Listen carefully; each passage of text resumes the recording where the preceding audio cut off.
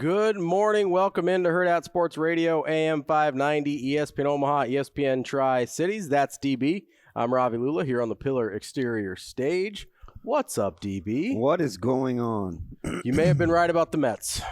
Yeah. May have been right. Oh, for sure. Just there's something else. They might be pretty good. Two teams that are, I mean, what is it's the best record since June, right? Yeah, I believe so. Yeah, I don't know what happened, and maybe it is the health, but you know who was right? Schaaf being emphatic before the playoffs started that in any other year Lindor would be. Now I did hear them say last night. Mm-hmm. You know, in any other year that doesn't have Ohtani, Lindor, but they waited for him to do something good, like that the whole world could see. Yeah, Schaaf been saying it for a while. Quietly though, I mean it's a nice little turnaround, and he got off to. I guess some Mets fans, they kind of were, I wouldn't say run him out just because of the contract, but boy, they didn't think he had earned it. I mean, I saw a Freezing Cold Takes retweet last night that was basically saying that between Lindor and Alonso that they were in the worst possible place a baseball team could be. They were basically making the case we made about the Browns yesterday. Yeah. About how the Browns are in the worst possible case scenario. Although I thought about that some more. Some bad teams. That probably would turn into an arm wrestling thing about the worst team in football right now. Yeah, I think there's definitely teams with worse rosters than the Browns. Yeah. Because the Browns, outside of Deshaun Watson, have a pretty good roster. Yeah. But the situation is so dysfunctional because of Deshaun Watson. So now, you could talk me off of them being the worst team. I'm wondering if they'll move off Cooper now. Yeah. I mean, what do you do? Somebody's going to make a play. What do you do there? I don't know. I mean, you're strapped. That's why you're in such a bad. There's just nothing you can do. Yeah. You're eating a minimum of $80 million. So I think, and I watched the fans and good on Lindor for like not keeping receipts. Yeah. Right. He's just playing ball. That's hard too. It is, especially in New York. Yeah. Because I mean, according to Aaron Rodgers, I mean those big market teams that get a lot of coverage and a lot of air quotes reports, sometimes they can undermine you. I'm out. Dude. I'm out. I'm out. He's the type. I tried. He's the exact type of person. Who did we do this with? It was a coach recently. I'm out. That was blaming the media for something that ended up being like just patently true. Yeah. Oh, it was the. We did it it was the TCU coach. No. The TCU baseball coach, because he was taking the Texas job. Yeah. And then he berates these reporters for accurately reporting the thing that is happening. He was mad at the presser. And then he comes back and he goes, and then 2 days later he takes the Texas job, which is exactly what the reporter was saying was happening. Mm-hmm. And then we found out, not only has he likely taken the Texas job, he likely took it before postseason started. So I'm just wondering where all the reports came from. Well, one of them came from Craig Carton. Well, I saw that. I saw it when you sent me the the TikTok. Was that his own show? Yeah, it's called Breakfast Ball. Yeah. So I want to give credit where we got this from.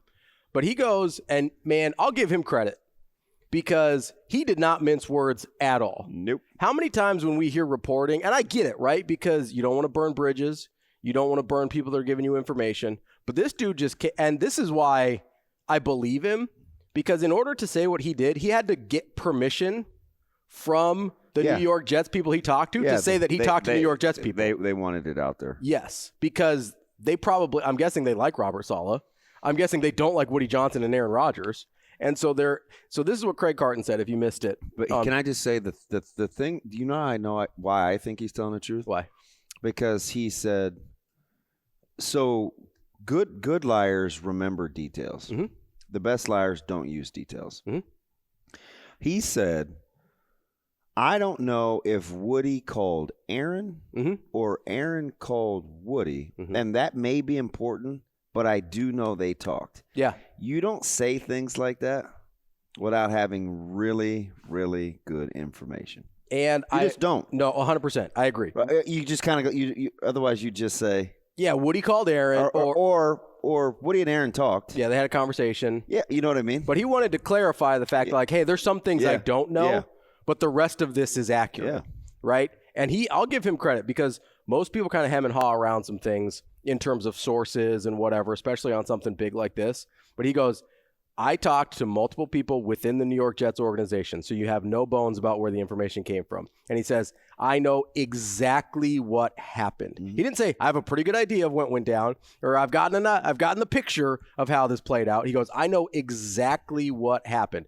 And here's exactly what happened, in case you don't know. We talked about Nathaniel Hackett and what a joke it was that he was even on staff yesterday, because Woody Johnson and Aaron Rodgers made Robert Saleh fire his last coordinator, Mike LaFleur, and hire Aaron Rodgers' buddy that he could walk all over, who's might be one of the worst coaches in football, in Nathaniel Hackett.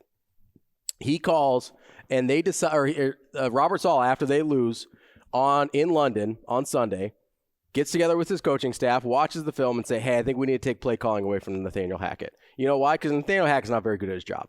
We've established that. That gets back to Woody Johnson and Aaron Rodgers. They have a conversation. He goes, hey, Aaron Rodgers, how do you feel about Nathaniel Hackett losing play calling duties? He said, nope, don't like that. Woody Johnson then goes and fires Robert Saleh. Yeah. That's how this thing played out. So when Aaron Rodgers goes up there and grandstands on Pat McAfee's show, which, by the way, don't forget, he's getting paid to do. Couldn't believe it. And goes, oh, I resent the accusations. I didn't hear a lot of denying of the accusations. That's another thing liars do, right? They get outraged about, oh, I can't believe you would even toss this at me. They don't do a lot of denying because they know it's true, right?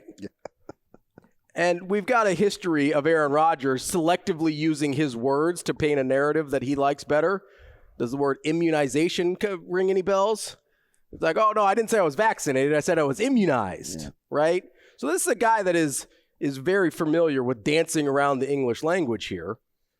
And he goes, oh, I resent the accusations. I resent that I was never able to dunk a basketball. It doesn't mean I could. Right? Interesting analogy. Well, I do. I resent. I wish I was like 6'2", 6'3", had a little bit better vertical. That didn't happen. That wasn't in the cards for me. My dad's a 5'4" Indian guy. My mom's a lady from Iowa. Like, I wasn't dunking, guys. That wasn't happening. Love them both dearly, but dunks were not in the cards for you boys. You should put that on your bingo card. My mom's a lady from Iowa.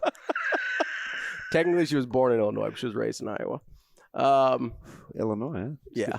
I think they're pretty good. Briefly. I think they're pretty good, too, but we still think the world's burning because we lost to them in overtime. Wow. So that's where we're at. It's Thursday, isn't it?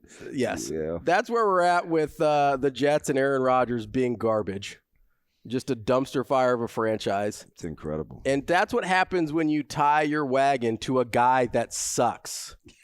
I'm not even saying he sucks as a quarterback, which he does, by the way. But when you tie your wagons to people that are just not good people, this is what happens. It's tough. It is tough because you end up in situations that you don't want to be in. You think Woody Johnson wants to be in a situation where he's catering to a 40-year-old quarterback who's bad? But that's Woody's fault, man. It is Woody's fault. It's not like he's got a heck of a track record. It is Woody's fault. That's why I called it a dumpster franchise, too. It's not all Aaron Rodgers' fault. But he does belong there. And you know the funny thing? What's that? That's what I said yesterday. If they beat the Bills, they're in first place. 100%. They're still a poverty franchise. That division is just... Oh, yeah. They made a couple AFC championship games under Rex Ryan. Still a poverty franchise. So, if you're Tua, do you come back? They're looking at what, week 8? Yeah, do you come back? If this is really easy for me to say because I've never been an elite athlete. And you don't know how he feels either. I don't know how he feels. I do not. You just chill. I don't know. I mean, I would at least take the year. I'm not saying I retire, but I would buy myself some time because I don't know.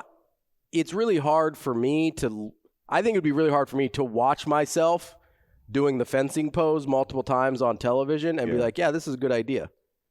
Like, I get the money. I do.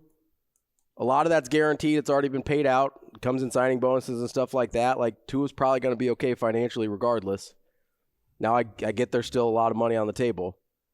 But I would have a really hard time justifying in my own mind that, hey, this seems like a good idea. This seems... And I get that athletes are wired differently than I am. I do. Because I've done some stuff about stuff I care about that wasn't bright. Yeah, I'd probably be closer to Luther LeVay. What's that? Luther Shark. LeVay. Oh, yeah. Then you. They're probably like, hey, got that $1 million check, baby. Yeah. But That's why I preface with I've never been close to that level of athlete because I get it's different. Yeah, I don't know. I'd have to think about that for a second. Depends on how bad I felt. Yes, because that's the other thing too. I think like, is he scared? Was he scared? Is it like, At what point do you get scared? Yeah, I don't know. Because you would think at some point you would, right? Like at some point that has to leave an impact on you. But I can't remember who it was. One of the quarterbacks that's a pundit now on one of the talking head shows was like, the reason it's so hard is because after Orlovsky. I really don't remember. Yeah. But he goes, the hard thing is after a few weeks he's going to feel fine, right? And he's going to be like, oh, I'm good now. But that's not how head injuries work. Like that's how every other injury works, right? Knees, ankles, shoulders, whatever. You start to feel better, you go back and play.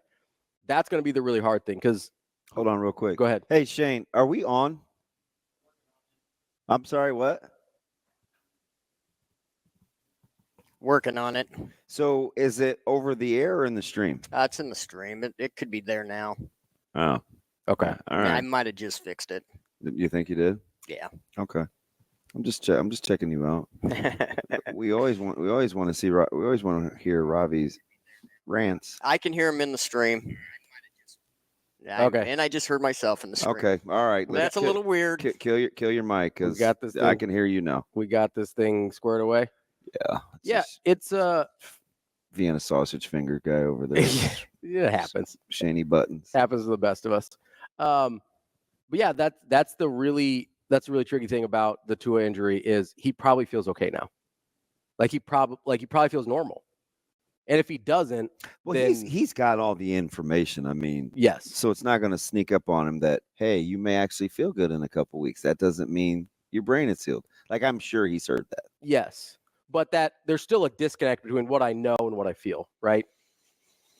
That happens all the time. It does, but it depends on the frequency of what's happening. I agree. That's why I said, at what point do you get scared? Because there is a point where you have to understand. You would think most normal people would understand, like, hey, we've done this a few times now. I'm in a bad spot, right?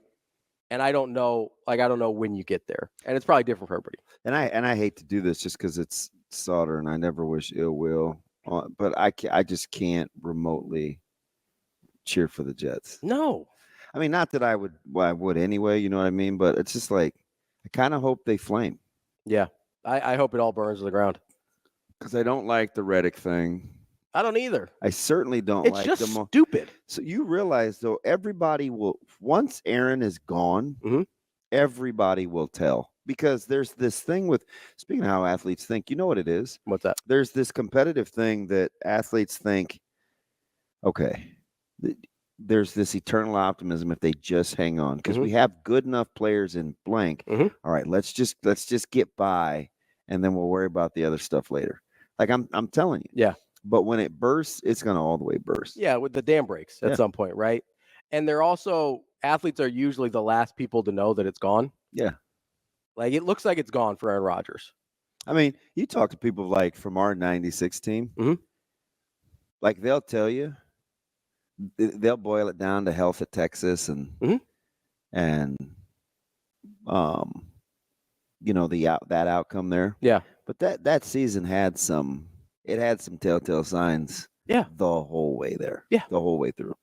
Right. But they'd have to be honest and put it out there. But it was.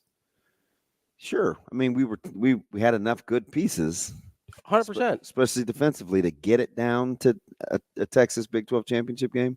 But the telltale signs were there, which is another reason. This is weird because this doesn't have anything to do with it until we get into Nebraska. That wasn't always pretty either. But how do we remember it? Oh, we remember. We remember one game away. All we remember it's ugly. Is 93 was ugly. 94 was ugly. The only season that was pretty was 95. Yeah. The only one. Also, I'm well aware. And I don't remember. 97's a little bit of it's not a blur, but it kind of is. It's because I spent 4 years not really. So 97, 98, 99, 2000. I didn't go back to a Nebraska game till Cal on the road in Berkeley, whatever year that was. Was that 99 or 2000? I want to say 99, but I'm not positive. Yeah, at Cal. And it was like it was a promotions deal. You know what's funny about like the 99 team is that was probably prettier than like 93, 94. Well, I don't know. That game I saw Cal was not good. That 99 team was really good, though. Yeah, but everybody says that. I don't know. I thought they were. I don't know. I thought Nebraska and Florida State were the two best teams in the country that year. Yeah. And then Virginia Tech just had the lightning in the bottle. I hear that with a ton now. Vic. I have to actually go back. I've watched. I like Florida State a lot, so I've watched a lot of those 99 games just because I like the context of the season. I think Nebraska was better than Virginia Tech for sure. Yeah. I mean, sometimes you just are a team, and warts is probably too strong of a word, but sometimes you're just not everything aesthetically you want to be, but you keeping on. Yeah. I mean, that's the gist of the correlation between them trying to hang on and hope that Rodgers plays better and like Nebraska going forward. Yeah. Right. Because you're not going to fix everything during a bye week, clearly. Right. Just like Salas firing isn't going to fix anything. But they may momentarily be in a better place. There's usually there's a 1 week coach's fired. So do you know why I don't think that happens this time? Why is that? Because of what I said yesterday. You make it an offense-defense thing. Yeah. So I don't know if you get the I love playing for this. So usually it's I'm just happy I'm not playing for guy X. Yeah, anymore. Right. I don't know if that's the case here. I think Sala was pretty well liked. Yeah, so I don't know if you get the bump. Yeah. Because I think he was liked. Yeah. And again, this isn't even necessarily a defense of Sala because he's no, really it's not. struggled. It's not. It's more an indictment of how the Jets go about their business. Yeah. Like 100%. 97 was mostly pretty. Was it? Yeah, they had the overtime against Missouri, which was the Davison catch. Juggling. And then they had a close one against Colorado. But other than that, they were taking care of business pretty handily. Yeah. I know it's funny because I don't even have a pot to pee in, really, but I always argue with Foreman because he obviously likes that team. I'm like, you guys are all right. Yeah, I mean, they're not. You know what I mean? They're not 95. So it's like, and he may be right. I don't. I have to like get into it because I vaguely, but not like I can do. Like I can tell you stuff about. Yeah. I mean, like I can typically go there. Your Rolodex is pretty. Yeah. This is. It's a little. It's like a weird. It's a blind little spot. murky. Yeah. Yeah. Yeah. I was waking up every day wondering if I was going to get cut. It's like, right. Yeah. You got other things to worry about. Got other things on my mind. Dang. Not trying to. All the same, baby. You know, you got to keep it real 100%. Not trying to keep up with the boys in Lincoln anymore. No. It's so I've gone back and watched basically every game from 93 to 97 that's available on YouTube, which is like 9 or 10 a year. They've got most of them. And 97, 95, 97, 94, 93. Yeah, and I just and the 96 is in there somewhere. And unfortunately, Nebraska's not playing this week, but and Lincoln Lance tweeted something at me. Somebody said something, it was Aikman maybe about Indiana.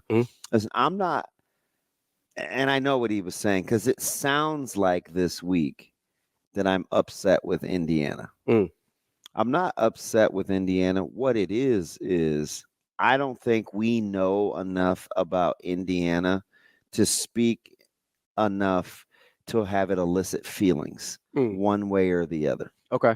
I think if you said, hey, listen, man, this is an undefeated team. We're going on the road. It could be a tough game. Like, I'm cool with that. But this whole thing that's surrounding Indiana about what they are, I'm not so sure, which is why I go back to what the mayor said on Twitter. He said, sometimes I think he texts me. So it was Twitter when he said he was watching a Northwestern game. And a guy came back, and because I said to Joel, I was like, man, I heard you. Because because it's typical Joel, right? He watched, he had an opinion, he just was like, hey, I saw this happened. Yeah. Like nothing crazy, just he stayed right here, right? He was just right here. In his wheelhouse. Yeah. And that was my response. And somebody came back and said, yeah, but you also don't like the transitive property. I'm like, that's not I don't think I said this. I might have. I don't think you did. Yeah, I didn't. I'm like, that's not the transit property. He's just saying Evaluation, observation. What he saw watching this game. Yeah, and that's why I think stylistically, like I like the matchup. Yeah, I don't know if Nebraska's gonna win, but I'm not telling you that Indiana isn't good, but like stylistically, like I watch it, especially talking to these guys this week, like with their prep and stuff. I mean, Indiana's going to have to change some things defensively. Yeah. For as many struggles, in air quotes, as Nebraska's had on offense, Indiana's going to have to change some things defensively. So I don't know what we're going to see from them on the back end, but they can't play it the way they have. They can't play it the way they have. No. Not in my opinion. I agree. Well, especially, just look at, even if you're not diving into the X's and O's, because I know not everybody does. But you look at, okay, just what have teams done the rest of their season, and then what have they done passing against Indiana, right? Northwestern hasn't been able to pass the ball to save their life. They kind of threw it around the yard a little bit against Indiana. They're on their backup quarterback at Northwestern. I don't think you go look at Northwestern and go, oh, they've got scary skill position players. And they were able to get a lot done against Indiana.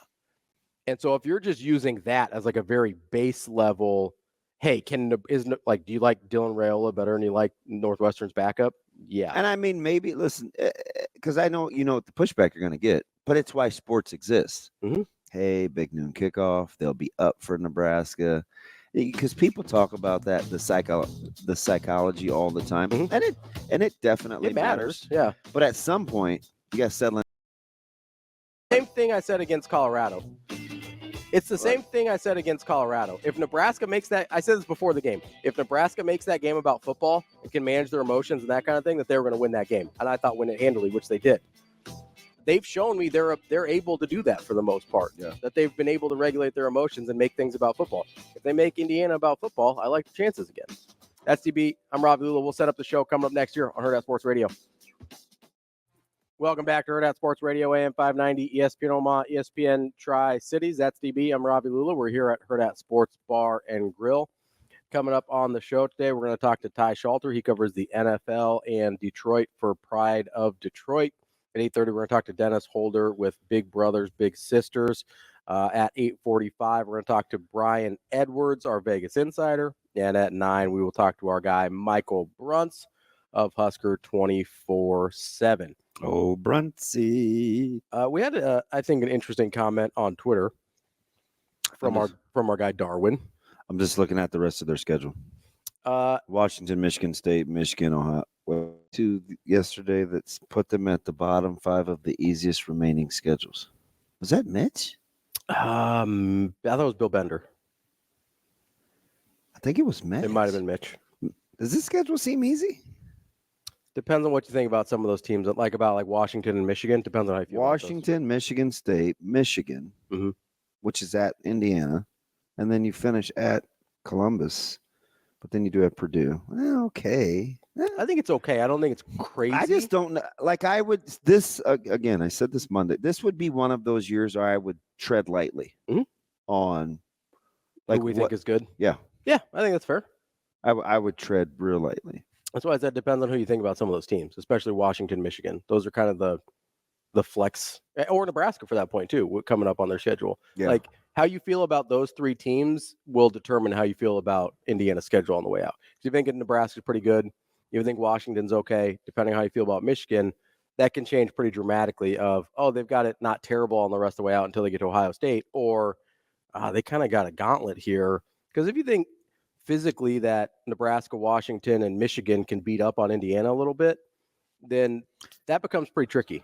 Yeah. And I think that might be the case. Because I think the thing when you look at styles is you have to look at what that particular team does well versus the opponent. Like, and that's kind of how I look at it. Yeah. So, because it's about matchups. 100%. Right? I mean, Nebraska's not going to see a ton of great offenses the rest of the way. Correct. That's a good thing. Correct. At least for me. Just Ohio State, basically. Depends on how you feel about USC, but Minnesota put the clamps on them pretty good. So I think right now, Indiana's functioning at a more efficient level than SC offensively. I would agree. SC may have actual better players. Yeah, there's players are scarier. So that's the scheme thing. Right. I'm always that's how I look at it. No, I get it. Right? And I agree. I think like there's some schematically there are some teams that are just a good fit for what use Nebraska high school. does. Yeah. Yeah. Of how Westside likes to play. Sure. I don't care what everybody else thinks about them. Mm-hmm. There are just some teams I know that's like, it's a good fit for us. Yeah, we cover. I'd rather see them, even though they're maybe not perceived to be as good than I would them, and people think they're good. Yeah. Right? It's like that happens all the time. So you would rather see USC, who's not operating at at the same efficiency, even though they've got better players, than somebody else. For example, but yeah. Because Indiana does not have as good of players as USC. I do like them outside the number. I do like Indiana outside the numbers. Sure, but they don't have like Branch or anybody. I mean, you know what I mean? Like they don't have that level. I do like Surratt. Yeah. I remember when's the last time you heard me bring up Surratt? I don't remember. Pinnacle Bag Championship out at Oh, yeah. And I can't remember who we were talking to, but it was an Indiana guy. We were doing opponent previews, and I asked about Surratt. Yep. Good player. Yeah. I no, for sure. And this isn't to like Indiana's got pretty good players. Yeah. But Ellison is running the. Yeah, no, I'm with you. Yeah. I mean, they've out recruited him. That's safe. But yeah, it is. It's a safe statement. But Indiana, I agree. I do think Indiana's operating at a higher level right now. Yeah. Right. Both those things can be true at the same time. And so so you've got what you'd say half the teams that are left on Nebraska's schedule have the potential to be good offensively. Yeah.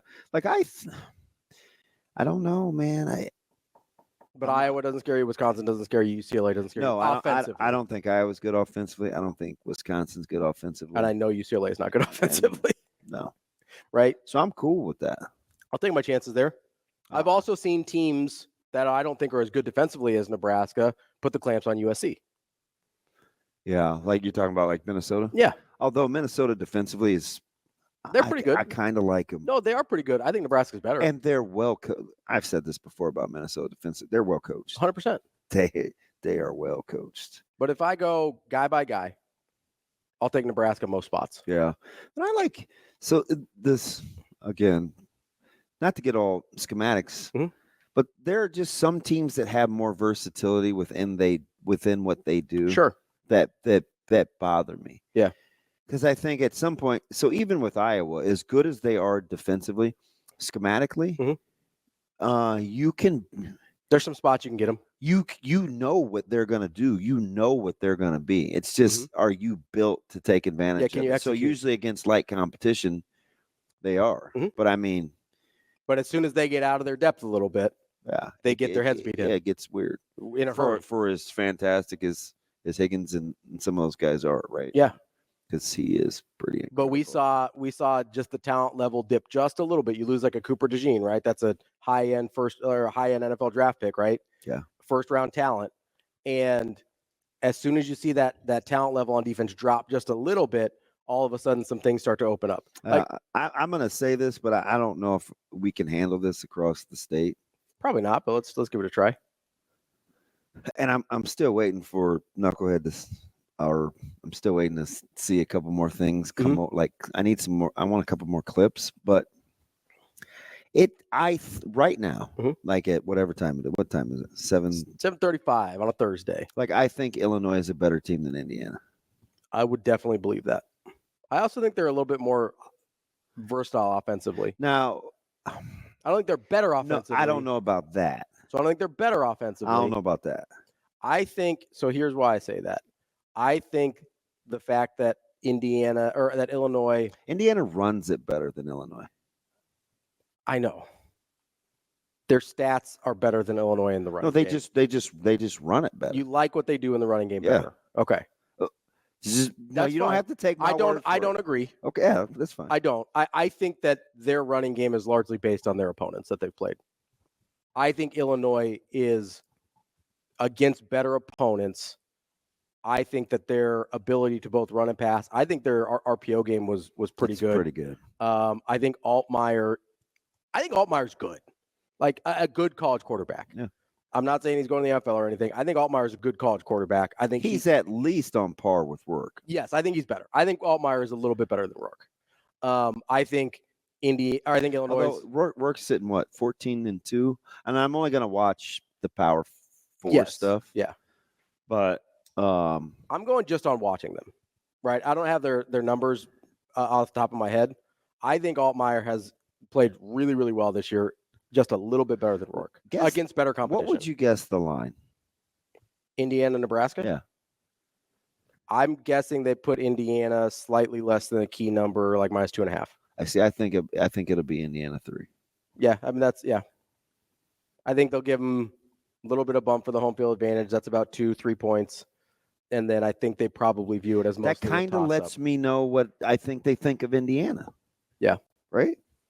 I think so because Nebraska. I know I could be wrong. I think I'll open up -6.5. Yeah.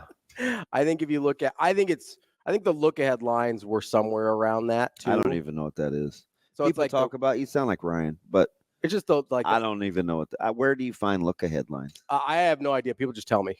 Oh, so you don't know either. I don't know where to see. I'm not. See, you're different than me. I'm not regurgitating that. Like if I don't know where it can. Like if I can't do it, I don't know. They tell me where it comes from. I just don't go out. Who's they? Like Ryan has. Okay. I think he said FanDuel's got it at -3.5. FanDuel does look aheads. Yeah, apparently. I don't know. Yeah. I've never gone out and searched for look aheads. I wait till week of. But let's say it's 3, like kind of like we're at, right? Nebraska was 7.5 point favorite over Illinois. Mm-hmm. I know it's a different time of the year, but let's take the 3 points away for home field advantage. Take the 3 points away from home field advantage on Indiana.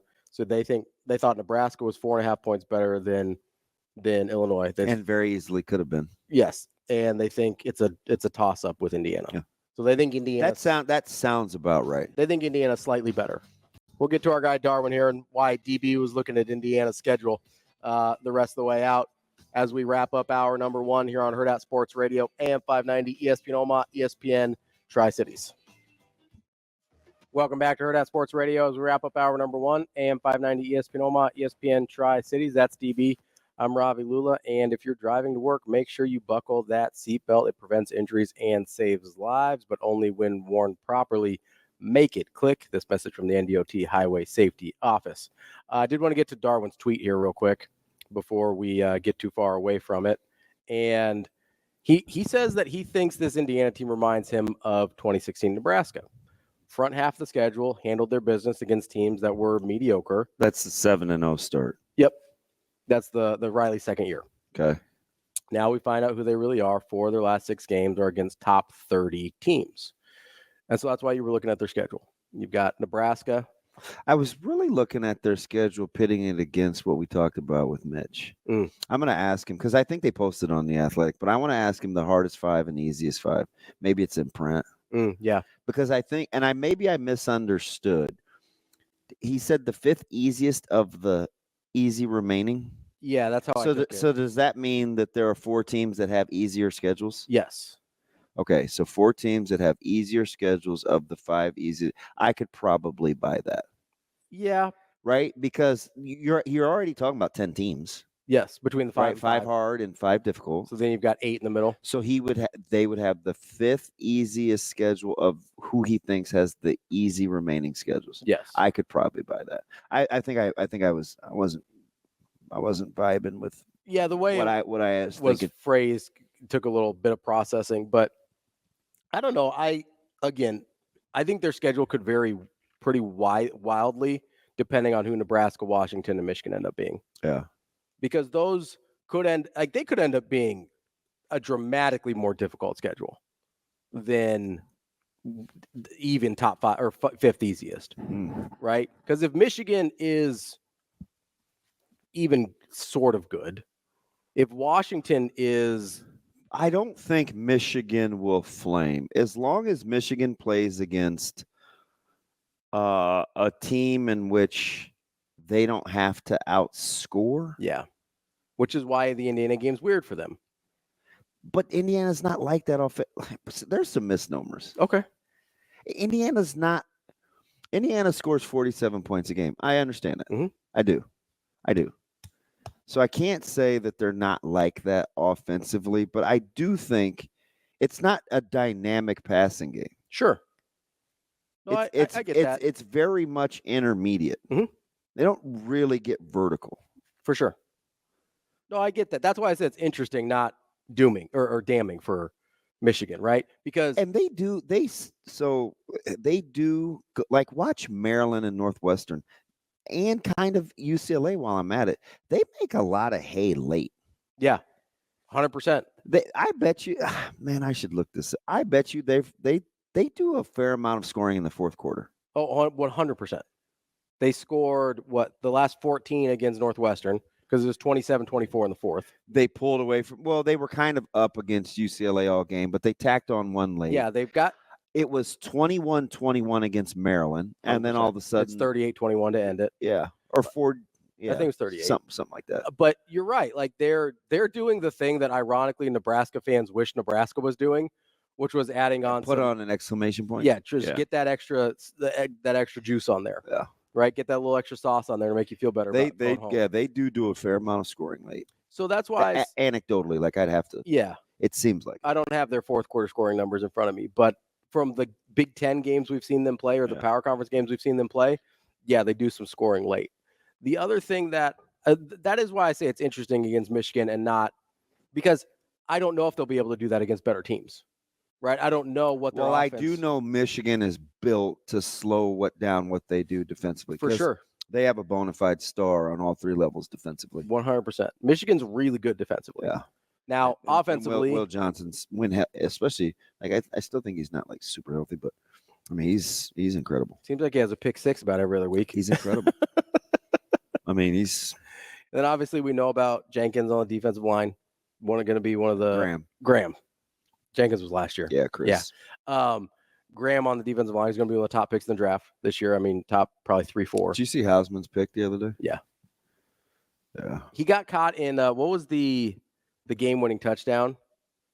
Or that they lost on. Oh, yeah. Yeah. He was, and I don't think it was his fault, but he was caught in the frame on some of the angles, and I was like, oh, there's Hausman. Yeah. That's a guy, man. I don't know if we could bring a guy back. Would that be my pick? Because I like the way our linebackers are playing, but he sure was good. There's a lot. Like if I had to go by need. Yes, right. But it's funny you bring that up because, man, in my mentions and stuff on Twitter, he's a guy that gets brought up all the time. Yeah, Nebraska's linebackers are playing well though. They are, but people love. So it makes it a little easy. Oh, so do I. It makes it easier to stomach for sure. If they were really struggling at that spot, then you look there and you kind of yearn. You're like, oh God, what about Ernest Hausman, right? But I mean, John Bullock's playing great, and I'm glad he's playing well. Yeah, and he's playing a lot for a lot of the haters said he was team. going there to get buried. And I'm like, he's got to be patient. They got a heck of a crew with Colson and those guys. Like, he'll be fine. He'll be fine. I mean, he didn't play as much as he did this year, but he even played last year. I know. You know, he's a third linebacker inside. That's bring home a national championship. That's. I don't know if I'm rocking with the schedule thing with Darwin. The more I think about it. You don't think so? I don't know. Shoot, Nebraska may be more like 2016 Nebraska. Not Indiana. I mean, I've heard that concern. I think that's why some people are a little cautious in their optimism. But again, I'm telling you, look at it in terms of, and I'm guilty, and I hate this. Mm-hmm. So I'm going to entertain you for this morning, and I'm going to move on. Okay. Because people are not really happy with 5-1 because I still think they're waiting for the other shoe to drop. Yeah. So I'll entertain the discussion this week of kind of, is it quasi or pseudo? I always blow it. Of kind of looking ahead. Yeah. If I'm just talking matchups, 100%, just matchups, no all things being equal, and I just look at matchups. Mm-hmm. I like Nebraska stylistically against Iowa, UCLA, and Wisconsin, and Indiana. Or no, because I thought you said you liked their stylistically against Indiana earlier. I like the matchup, but it's not as favorable as the other three. Okay, fair. Yeah, it's not as. I'll say what I want to mean. You throw that out there, and then you make it seem like, oh, do I want to say that? No, that's not what I want to say. No, I just thought you had said it earlier. I don't think it's as daunting it's a good matchup for what People think Indiana is. Yeah, statistically. Okay. Because they're looking at their stats. Okay. I Because misunderstood. there's probably how many percent of people you think has actually sat down and watched 4 quarters or all 22 of Indiana? Of all 22, probably I'd say almost probably no one. 10% maybe. I mean, Is that high? that's high, yeah. Yeah. So I think people have watched Indiana, not on all 22. watch Maryland, watch Northwestern, because they're really efficient too. Mhm. They haven't given. I think they've made, and I could be missing one. I think they've only put the ball on the carpet all season. I think 5 times. I think they've only lost 2. Yeah. And Rourke's only turned it over twice. Yeah. He's 14-2 touchdowns to interceptions. He's been very good. So I'm not gonna begrudge them for beating up on who they should beat up on. 100%. But I'm just not. I don't have this. Oh shoot! I don't feel like that. Okay. Now maybe I'll change because I'll always tell you exactly what I'm feeling. Mhm. But right now, just watching it early, I'm not like, man. Right now I'm telling you, Mhm. and we'll see because I have the weekend. Right now, my guts. I think Illinois is a better team than Indiana. I agree with that. So you like their matchups against Iowa, Wisconsin, UCLA. If I'm looking Looking attacking ahead. Darwin's, yeah. If I'm looking, Nebraska may be more like 2016 Nebraska than I think Indiana's like 2016 Nebraska. The only reason I would push back on that is I think Nebraska's played some good teams so far. Yeah. And I don't think 2016 Nebraska on their first half really did. I just meant, yeah, I'll take that. That's the difference for me. I mean the finish. Sure. Because I don't. You're giving us a lot of credit if you think we're going to get inside. Well, when I think of the end record, no, that's fair, right? Because the end record could be similar, Mhm. but let's not get it twisted. How many games Nebraska won in 2016? 9. Okay. After 7-0 start, they go 2-3 down stretch. That's kind of where I'm landing the plane. I think the difference for me, and maybe I view 2016 differently than other people do. I think the difference for me was 2016 kind of felt like a smoke and mirror show. It did because they weren't supposed to be good. And I look at this year and I go, oh, there's actually things that I like. There's good parts of this team. Yeah. I think they've beaten a couple good teams or played a couple good teams already. And they've got some good teams left on the schedule. I think the schedule balance is a lot more similar than it was in 2016. Let's punch up Lance real quick. Lance, what's up, buddy? You got about 60 seconds. Go fast. All right, guys. Do you have the princess? Do you have the princess with you as I take up your 60 seconds? Are you taking her to school? I'm on my way to drop the kiddo off, but I was just listening to what you guys are saying about stats, and I do think it's an interesting matchup between Indiana and Nebraska because Indiana has done conceivably what they're supposed to do. I think they're 8th in yards per completion. Yeah. They score on both halves. So I think it's a good test. That being said, I think we match up really well because our defense is really built to make a team drive the football of the field. And so 100%. You said if I was ever going to land the plane, that's what I would have said. They don't chunk, you know what I mean? Because that's how Indiana's offense plays. Mm-hmm. It's very it takes some time. Nebraska's it's a good matchup. Mm. I appreciate you, Lance. And have a good one. All right, buddy. Coming up next, we're going to talk a little NFL with Ty Schalter, covers the NFL and Detroit Lions. We'll get into National Football League as Thursday Night Football is already here. Yeah. That's DB. I'm Ravi. Like to talk baseball at some point. One of these days. Hurrdat Sports Radio coming up next. Kicking off hour number 2 here on Hurrdat Sports Radio, AM 590, ESPN Omaha, ESPN Tri-Cities. That's DB. I'm Ravi Lulla here on the Pillar Exterior Stage. We are joined now by Ty Schalter. He covers the NFL for Pride of Detroit. Ty, how are you this morning? I'm doing great. Thanks for having me on. Ty, I do want to start with Detroit here for a second. We're going to cover a lot of NFL with you, not just the Lions, but I'm curious if I had told you, I don't know, when did the Jared Goff, Matt Stafford trade happen? 4 years ago? Yeah, well, it's 2021. So if I had told you when that trade happened, that you would arguably be happier with Jared Goff as your quarterback than you were with Matthew Stafford, what would you have said? Well, I would have been surprised. The one thing I said at the time was, look, Jared Goff didn't blow out his shoulder. There's nothing physically wrong with him. You go back and look at 2017, 2018, he was playing at an elite level, top 5, top 3, and it's just been mental and situation since then. There's got to be a path back to at least some of that, right? He was, 26, I think, 25 at the time, and it's like, this is not Brett Favre, this is not Aaron Rodgers late in the career. This is a young guy who's got a lot of football in front of him. So I knew there was a path back, but I did not think that he would not only eclipse Matthew Stafford's career in Detroit in terms of wins, accomplishments, and everything. He would do so directly head-to-head against Matthew Stafford as Stafford went and won a Super Bowl and was trying to win another. Yeah, it's rare you see a quarterback trade like that where both teams probably feel better about what happened. Oh, yeah, absolutely. Win-win all the way around. I want to stay with quarterbacks just for a second. I want to go to Kansas City, right? One of only 2 undefeated teams. And I hear this a lot, and I'm even guilty of it. It's like the Mahomes factor. He's the human eraser. He's the standard. But getting inside the numbers, especially the last year and a half, so many Kansas City fans in the area just taking some dives. About every 3 weeks, they can win a different way. Different leading receiver, different ball carrier.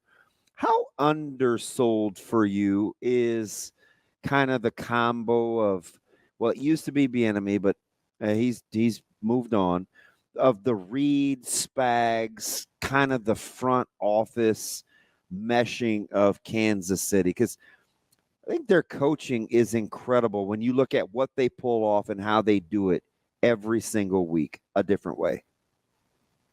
Oh, 100%. It's definitely undersold, and it's tough because it gets boring, right? Like, Andy Reid is a great coach. He's 2 steps ahead of the rest of the league. He constantly adapts his game to what's going on, and he can, with Mahomes' tool set and Mahomes' own ability, right, and commitment to continuing to improve, that they can adapt and change their stripes, change how they beat defenses, change when defenses adapt to them over and over and over again. That's not news, right? Andy Reid, give him an extra week to prepare, and he's basically you probably lose. Yeah, right. Yeah, right. Like Andy Reid off the bye. It's been a cliche for a decade already, but it's absolutely true, and it's key to winning in today's NFL because of how quick things change and watching film, these trends, right? And it seems like every year we get a 4 or 5 week stretch where they're like, wow, are the Chiefs done?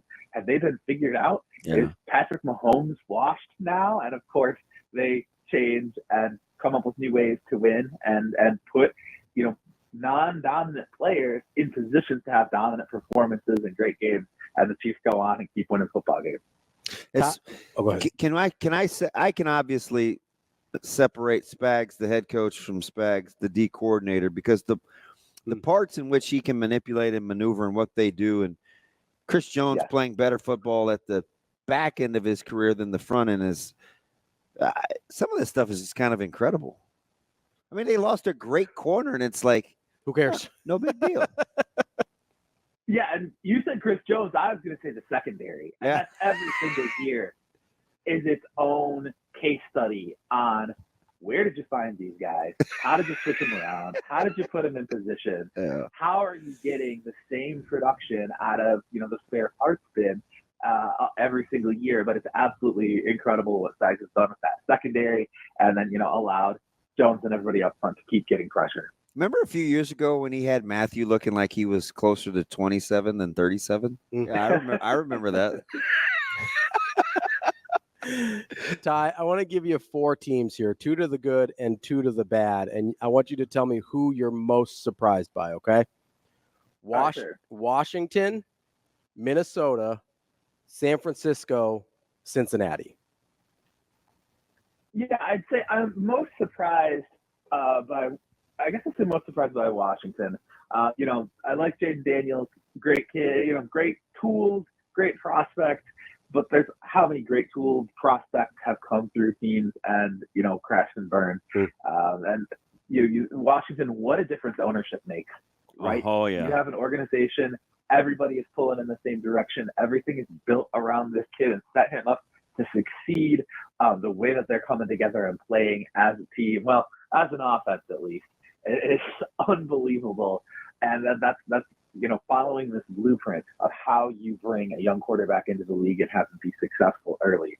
That's outstanding. I'm not as surprised by the struggles of San Francisco. You look at the amount of talent that's left over the last 2 years. You look at their best players, especially on defense, and think these are the same guys that were there 4, 5, 6, 7 years ago, right? And they've lost a ton of assistants and coordinators, especially off that defensive staff, right? So it's not surprising to me that San Francisco's not rolling out of bed top 5, top 3 team in the NFL anymore, because at some point you need to adapt, you need to change, right? You need to bring in new talent and put them in new positions. You look at that in the drafting that they have not done. That trade for Trey Waynes hurt them, and then the few picks that they've been able to have in the first couple 3 rounds have not been giving them anything so far.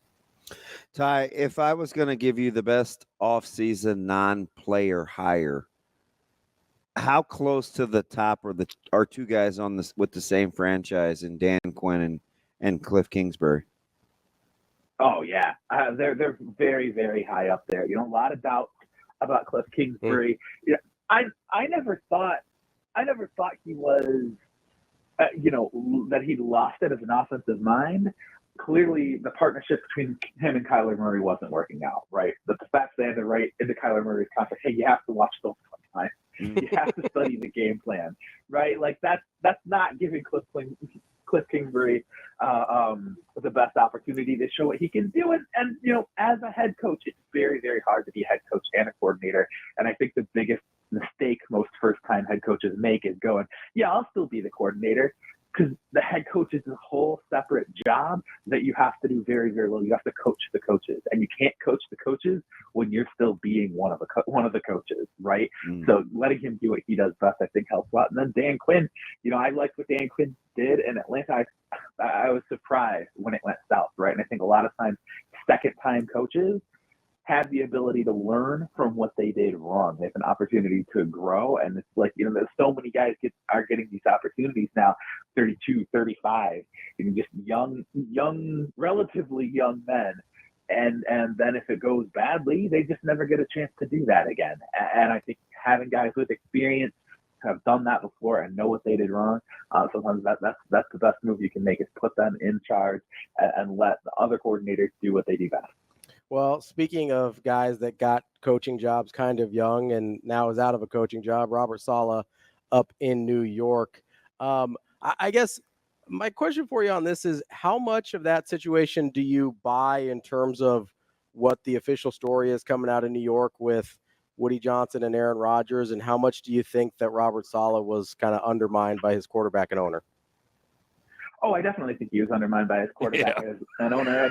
I mean, that's what it is. Like, Aaron Rodgers is the GM right now. I just can't believe how he could not tell the truth on national television. Like, and I get it because I'm watching elections and stuff, and people lie on TV all the time. But man, with a straight face, Ty, with a straight face yesterday, I couldn't believe he it. resents it, Ty. Oh yeah, absolutely, and he should. He should. Robert Saleh, and there's another guy, right, where you go, this guy I think is a great defensive coordinator. I think he's going to walk right into a defensive coordinator job, right? And maybe it was the managing of the personalities and managing of the coaches on the offensive side of the ball that, Robert Saleh didn't succeed at. But you turn around and you go, all right, well, the quarterback is the general manager. He says who's staying, who's going.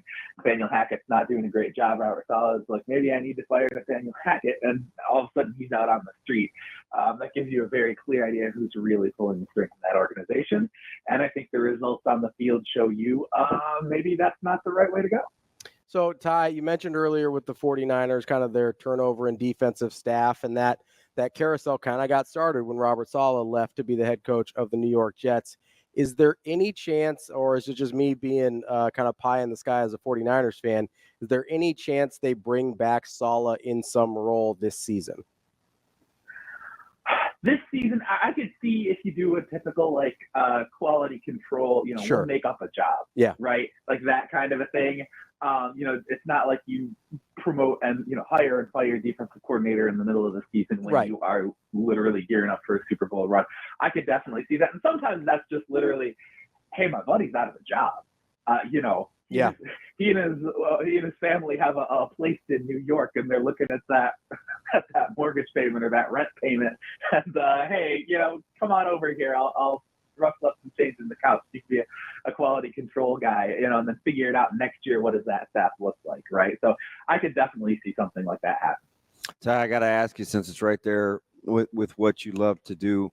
A couple of weeks ago, coming off of national performance, I asked my partner, I said, man, how would you go about defending the Lions? This was after the 18 of 18 and just the multitude of ways that they can carve you up offensively. When you look at this team, do we forget, is it important? What's the sentiment close to that team? Just what Jamison Williams has gone through as part of this team. Everybody loved Jahmyr Gibbs. I did argue with Ravi, though, full disclosure, when he got drafted, that it was too high. Clearly, that was probably a pretty good deal. But when you look at a guy like Williams, who's an integral piece, or what's happening at the tight end spot, like, how important is the relationship in being like-minded with a guy like Campbell when you draft as well as the Lions have drafted? Yeah, so many great points he just made. For one, I'll say I thought Gibbs was too high too, and I think part of that, it's not how good is he going to be in the first couple of years. It's year 3, year 4. You're like, are we going to make that extension? Has he managed to stay healthy? Is he still a difference maker, right? That's a question on running backs high, but you're absolutely right. Jamison Williams, talented kid, coming off a big injury, continued to have a couple setbacks with injury and a couple of times over these first couple of years. The gambling suspension right when they needed him the most. It was up and down, touch and go. And the way Campbell talked about him, was up and down a little bit in terms of maturity and progress and all that sort of thing. But he stuck by that kid, gave him an opportunity. You can draft and develop in this league when you can make space and make time to bring talented kids along and mentor them as adults, as men, and give them that chance, and they reward you for it. That's the biggest change. Those big plays were there, right? We saw that talent right away. But what changed is down the effort, executing the other routes, executing on blocks, like going out there and hitting blocks and being rewarded for that, getting the game ball. After their last game, Dan Campbell calling out like two great blocks. Like that's what you love to see, right? And that's how you get those guys coming along and becoming part of a whole team. And it's what Dan Campbell is so good at. And it's just fun to watch as a fan and as a reporter. All right, you're pretty smart, Ty. So I'm a little truth serum here. After you watch the first 8 games of Penei Sewell's rookie year, and he was struggling a little bit, versus now where he's arguably the best offensive lineman in the league, did you make the correlation of just saying it's just going to take time? He's a rookie. Yeah, well, and he sat out. He was one of the guys that sat out, the COVID season. And you think, all right, look, huge kid, great. Everybody talks about his character. Everybody talks about his family, right? You know that he's going to be able to grow and work, and there's going to be improvement there, and he's got all the natural tools. You got to have faith that it's coming, right? Because you take a whole year off in elite football, it takes a while, especially on the line. You got to hit 70, 80, 90 times those collisions that you're putting out there. That conditioning your body to that takes time. So I think we were good. I think early on there were flashes. There were signs he's going to be okay. I'm not sure I fully believe that he's going to be just the absolute all-pro stud that he is. And like shut it down, forget about it. And going out and catching 3rd and 4th down passes, right? Like the athleticism. You see him out in the open. It's like here's this prototypical right tackle, huge, mean, physical, nasty, and yet just the speed and athleticism and the vision out in the second level is incredible. We're talking with Ty Schalter from Pride of Detroit. Ty, how fast do you think, as good as Jamar Chase is, how fast do you think Cincinnati would trade Jamar Chase for Penei Sewell straight up? Well, you go back and rewind. It's like, okay, all of the receivers, you can find a receiver that can catch a pass from Joe Burrow. Joe Burrow is on his back or on the sidelines or in the hospital. It doesn't matter how fast the receiver is. There's a lot of really good 3rd, 4th, 5th round receivers in the NFL. Some of them play for Cincinnati. Touche. Ty, let me go over to the NFC North, right? Obviously, the Vikings are sitting right there. But let's get in the tree of trust. We're gonna go all old school here. Right. Who do you trust more going forward? The leadership at the top, and he's obviously a great offensive mind with what's happening in Minnesota, or LaFleur in Green Bay. If you're going to check the rearview mirror and you're Detroit as the defending division champ, who do you trust that they're more who they are right now, Minnesota or Green Bay? It's a great question. I think Minnesota is the real deal. Kwesi Adofo-Mensah, GM, Kevin O'Connell, head coach, with those guys have done an incredible job of putting players in positions. And, we talked about finding guys, right? Finding guys who can do what you want. And then also putting, some of the older guys, guys like Harrison Smith is still out there. Flores he's a stud. Yeah. Oh yeah, for sure. Flores has done an incredible job. That defense, putting pieces together, to be creative, right? Week to week, the looks that he's flashing and the heat that he's bringing, incredible. But to get the play out of Sam Darnold that you're getting right now, and I've been saying so far all year, is there a chance that Wile E. Coyote, ran off the cliff and at some point he looks down and he remembers he's an 80.3 career passer? I'm waiting for that for Geno Smith. Been waiting 2 years for that. Right. Yeah. So maybe that's not coming. Maybe Sam Darnold has realized that potential, or they've found a way to, at least for this year, make it look like he's realized that potential. But overall, they're balanced. They can run the ball. They can stop the run. They can bring the heat. They can cover. So I think the Minnesota Vikings are a complete team right now. I think they're going to keep looking like a complete team, barring, major injury, mostly to Darnold or Justin Jefferson. Green Bay, LaFleur has done a great job mixing and matching and calling stuff up. I think Jaden Reed is a stud. I thought he was a stud coming out of college, and I think they're maximizing everything they're getting out of him. But there's a lot of problems. Jordan Love has some bad habits that he's fallen back onto. A lot of weird off back foot throws that he doesn't need to make, some weird decisions that he's making. And I got to see them fix that right before I believe and trust that they're going to be a bigger threat than a team that's playing lights out right now. All right, my partner was not happy because he doesn't like Dallas and he doesn't like Philly. He picked Dallas by default. Washington was my worst to first team this year in our predictions. Are you shocked that today the Philadelphia Eagles are still the favorite to win the NFC East in that division? A little bit. Yeah, I mean, I guess I wouldn't say that I'm shocked. We still have a lot of talent on that team. I think Nick Sirianni, whatever's going on with him and Jalen Hurts. He's the only coach that after a win we talk about is he closer to being fired? Yeah. But that's what's so important in the league, right? Organization, coach, quarterback, philosophy, approach. Are we all going in the same direction? Do we all want to do the same thing? Do we all agree that what we're doing is the best way to win? And you have the head coach and quarterback basically coming out and saying, well, we want to go in different directions. We don't agree on what's the best way to win. And they've got a great ownership group, right? I'd love to play for those guys. Yes, 100%. And, that team, it says a lot about that team that they've, over the last, decade or so, they keep winning or going to Super Bowls with different coaches, different quarterbacks, different philosophies, different approaches, because the ownership and general manager, they keep finding new ways to win, and they keep going, all right, well, if these guys aren't working out, we'll get rid of one and bring in somebody else. So, yeah, it makes some sense because the bar is higher in Philadelphia. And they're also willing to lose. They're also willing to go, hey, we know when they do think they have the right head coach or the right quarterback, hey, we'll have a bad year because we're going to come back next year. We'll let some of our expensive guys go. We'll draft some people next year. We'll go sign new expensive guys and make another run. They're willing to reload like that. So this may be the year that Sirianni goes and they take the hit and then they rebuild. How fast would Nick Sirianni have been fired if Woody Johnson was his owner? Sorry, no. Anyway, no. I gotta ask. I gotta ask you about Cleveland because, like, at what point do you just have to say, to hell with what he's making? We have to bench Deshaun Watson. I mean, I've given up on decision making in Cleveland as regards to Deshaun Watson. In terms of looking at the guy and seeing him for what he is.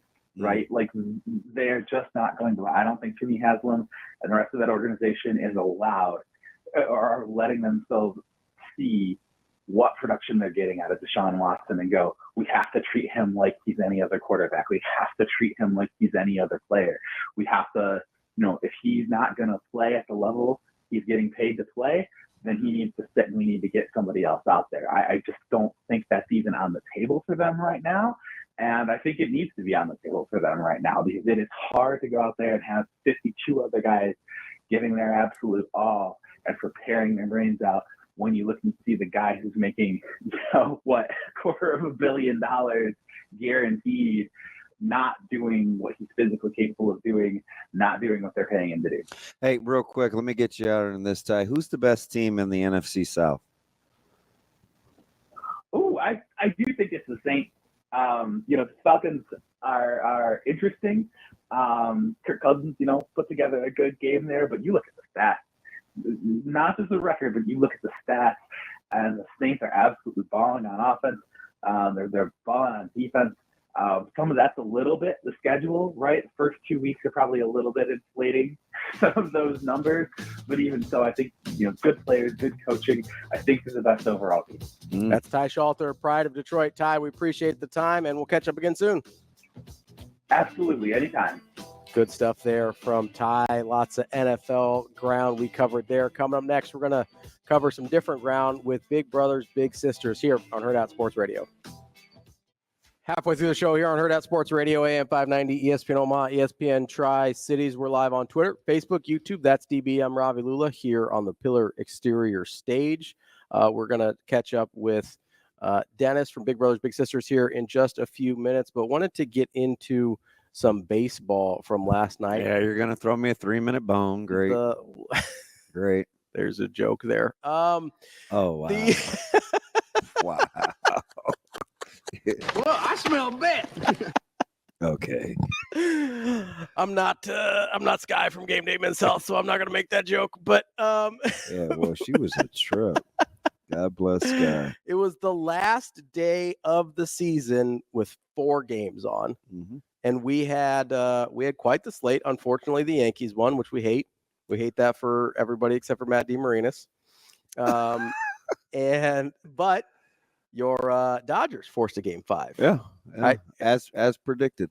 Yeah, I mean, just a bullpen game, not a big deal. Just tie that thing up at 2-2. I had no idea. No, and it's not foolproof. So don't let me tell you that it is. Yeah. But when you saw that thing was minus 135, in a bullpen game, didn't make any sense. With Cease, made no sense. It was the lowest of the series. Yeah, in either direction. In either direction. Doesn't make any sense. Zip. That's one of those. So for me, that's okay, I got to stay away from this, right? Because I can't get to the point where I'm like, I'm going to bet against Dylan Cease in a bullpen game. Yeah. But I can get to the point where I was like, I'm certainly not going to bet on him. Well, I only like, I like food. Yeah. Don't necessarily want to exchange money. So I had to find some folks that would buy me lunch. And I found one. You did. Yeah. He owes me. He does. So do I. But I'll tell him he never has to pay up because you never cash in. Well, with him, I am.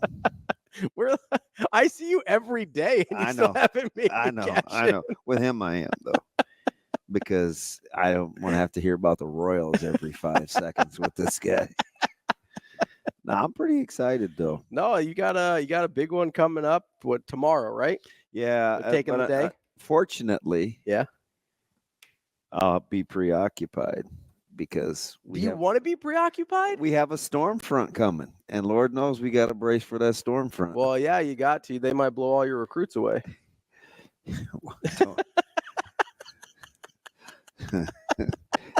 Okay, you're not going to get me gassed up today. Why not? What I A do. lot of respect for that staff. No, it's a good football team. Good football program over there at Elkhorn South, the Storm. Yeah. Just they might want to tell their student section not to poke bears. It's just play ball, man. You know, Let's just just out play here ball. Let's poking just play bears, ball. just seeing what's going on. We're on the up. We got Upward ascent. Tigers Guardians game 4 tonight. So Cleveland's minus 120 in this one. A lot of these have been super close, but Detroit is again undecided on who they're going to throw.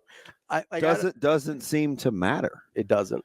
How they jumped on them early and just held up. That bullpen is. It doesn't make any sense. It's sensational. It does. This feels the Detroit series feels like the College World Series when you're like coming through the losers bracket and they're like, we have no idea who's going to pitch today. This guy hasn't pitched in a month and a half. We're going to throw him out there as the starter. It's like a midweek game. You're like, if we can get 3 innings out of him, it's going to be great. Yeah, you don't remember the Cobb from 2012, 2013 Rays, do you? I do. It's like that's not him though. That guy doesn't exist anymore. That's actually who I think of first when I think of Alex Cobb because I remember those battles with the Red Sox. Yeah. Because those were decent Red Sox. Well, 13 was. There's something else. Yeah. It's somebody different every day. It doesn't make any sense. This is not. So I have a really hard time with Detroit. Remember, it's not AJ Hinch. It's AJ Witch. He's a sorcerer. He just is. No. And I didn't hear any trash cans banging. I didn't hear any of that. Big trash can guy? No. And now if you're the Royals, you've all of a sudden got your back against the wall because it's Cole against Walker. We've never seen a Major League Baseball team from the start of a postseason sustainably win this way. Yeah. Right? We've seen it a couple times within a postseason. You get kind of late, you get in the deep water, you kind of have to figure it out. We've never seen it's like, hey, this is just how we operate. Mm-hmm. And that's even with some of those Rays teams that they did it all over the course of the season. That's regular season stuff. That's way different. To just be like, hey, it's game, like last night, it was game 3 of the ALDS. We don't have a starter. Go figure it out. Yeah. That's bonkers. Kind of like the Dodgers, and they'll have to do it again in game 5. Yeah, it's ridiculous. At least the Dodgers, I mean, I get why the Dodgers have to do it because every starter they've signed is getting Tommy John or whatever. Like, I get why it's happening with the Dodgers. They got to see Darvish, too, so I love that. Yeah, you love Hugh Darvish. Yeah, I don't. Big Hugh Darvish guy. I'm a big brothers, big sisters guy. So is our next guest, Dennis Holder. He is a firefighter. He is also part of the Big Brothers, Big Sisters program. He joins us now on the Hurrdat Hotline. Dennis, how are you this morning? Hey, doing pretty good this morning. How you fellas doing? Good. Dennis, what are the odds that you would run into my nephew? Is that like Bizarro World, or did you know that going in? He said he just saw you. So Brandon Benning is my nephew. Yeah, I know that. And he said that you guys are doing your shift change or something this morning. I was like, what a small world. Like, just we appreciate being a firefighter. Oh yeah, he's a good dude. Yeah. And everybody says that. I don't know, Dennis. No, that's the truth. Dennis, we appreciate you joining us. Let's just hop right in here. I know you've been matched with your little for about a year and a half now. But like, what made you want to join the Big Brothers Big Sisters program in the first place? That's a great question. So I've been wanting to do it for a long time, for years. And the reason I wanted to do it is because growing up, I really didn't have a male mentor or role model. And I always thought, it would have been a lot cooler if I did. And I probably would have made some better decisions in my life had I had that. So for years, I've wanted to get involved with a program like Big Brothers, Big Sisters or something similar. And then me and my wife have 3 kids. So it was kind of hard to do extra. They're busy enough with a family already. As our kids got older, I kept thinking about it. Like, it's not too late to do this. So then I was talking to my wife about it, and she said, "Yeah, you should do it. Our kids are old; they're not going to go to the zoo or you know what I mean, do kid stuff anymore. Like, you got time." So I decided to do it, and I went through the program, and I got matched up with James, who's 12 years old, and it's been a great experience for me. Dennis, it's interesting because just knowing the profession, and a lot of times people think, well, I don't have time, or my job lends this, or my family does this, so they kind of talk themselves out of it. You're in a very stressful situation, first responder. You mentioned you've got 3 kids of your own, yet you still feel this fulfillment and kind of this tug. You can do this if you put your mind to it, right? Like it's kind of a natural flow if you're invested in young people. Absolutely. I think, looking at anything, adding extra things to your life or your schedule could be hard, but this one is so rewarding. And it's worth it to invest your time in what you're actually doing. You're developing a friendship, a mentorship. And like growing up, I was in the military as well, in the Army as a sergeant. Now I'm a captain on the fire department, and and then 3 kids of our own. So I enjoy mentoring, helping, coaching. I love that. So naturally, I want to keep doing that at work and with our kids, and then with the Big Brothers and Big Sisters program. So it's a time commitment. It's getting out of your comfort zone. But it's very rewarding and it's fun, and you're helping. You're going to be helping people. Dennis, you've mentioned that word rewarding a couple times. Whenever we talk to people that are involved with young people, or whether coaches, mentors, whatever it is, or if I am talking to this yahoo who coaches over here next to me, it's always, that's something that always comes up. So I'm curious, like, what are some of the impacts on your life that being a mentor has had? Some of the impacts, I just really enjoy helping people. So with military, with the fire, I've been on the fire department for about 17 years, and I enjoy helping people. On my days off, I try to help people if I can. You know what I mean? And I enjoy that. As far as the Big Brothers Big Sisters program, no, I got more out of it than I thought I would. You know what I mean? That's it. That's interesting. I hear people say that. We hear that all the time. That's pretty cool. Yeah. I knew I was going to hopefully be helping my little in building confidence, or whatever you needed, or just having a friend or guidance, or just things like that. And but he also helped me, and the program helped me and helped me get out of my comfort zone. And then it's a big responsibility. You know what I mean? Guiding young people, and especially when it's somebody you don't know. Like I don't take that responsibility lightly. When, like, the first few times I picked him up and talked to his mom, and I'm a stranger to her. We were both vetted through the program, but I'm still a stranger. And I'm like, hey, I'm going to take James. We're going to go do this and this. And I have to protect James. You know what I mean? Yeah. Like, so, so it's a big responsibility, but it's worth it. The investment in time is worth it. And I want to bring up a couple stats that I don't work for Big Brothers Big Sisters. I just in the program, but they gave me some stats. And right now there's currently 90 plus youths waiting for a big. Yeah. And 75% of those are boys. Wow. Man. Dennis, real quick, while we've got you here, what's something you would tell people about being a mentor that, like, maybe they don't feel qualified, or they feel like a little overwhelmed? Like, what would you tell those people? I would tell them to just do it. I mean, I did it. I think, I thought about it for a long time and put it off, and finally decided to do it. And I'm very glad I did it. And I encourage other people to do it. When you get vetted through the program, everybody in the program, there's employees and volunteers. Everybody's very helpful and great to work with. Then they do a great job matching you up with somebody with similar interests, or you know what I mean? And when I finally got matched with James, they told me James had been waiting for years for a mentor. Wow.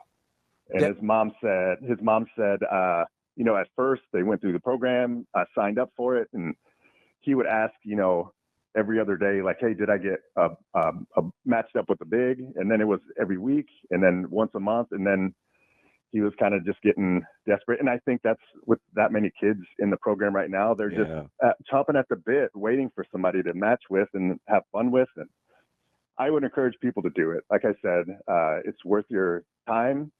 It's very rewarding. You get to help a young person and help guide them and then watch them grow, you know? Dennis, thanks so much for what you do. Thank you for joining us here today. And we love talking to you and go, be nice to Brandon out there too. or not. I'll definitely be nice to Brandon. He is a good dude. Thanks, fellas, for having me on. Hey, you guys call me anytime. All right. I appreciate it. Make sure you get to Big Brothers Big Sisters. That's bbsmidlands.org and get those 60 men in 60 days. If they hit that goal, most of those 71% of those 90 that are boys waiting for a mentor, most of those would be covered if they hit their goal of 60 men in 60 days by the end of October. That's bbbsmidlands.org to sign up to be a mentor. Brian Edwards coming up next here on Hurrdat Sports Radio. Wrapping up hour number 2 here on Hurrdat Sports Radio, AM 590, ESPN Omaha, ESPN Tri-Cities. That's DB. I'm Ravi Lulla. We're joined now by our guy, Brian Edwards, who we are happy to see safe and sound. B, how's it going down there, man? Oh, there he is. Just right on that's time. The Brian Edwards I missed. There he is. You don't get that unless we have him in the stream. This is what DB wanted. I love it too. He gets so mad at himself. Go ahead, B. Can we hear you? Still nothing. We still got nothing. Uh-oh. One more time. See, we got him out of practice. He's like, I'm looking at my buttons. I'm just surprised he's even got internet in Florida right now, if I'm being honest. No, I can see his lips moving. He'd make a great mime. I can give him a call. All right. He's got we'll call him. Charlie Chaplin thing going. All right, we'll give B a call and see if we can get him because I don't want to cut too much into his time. Yeah, I think let's try and give him a call. Give him a call, Shano. Shane, you think we should give him a call?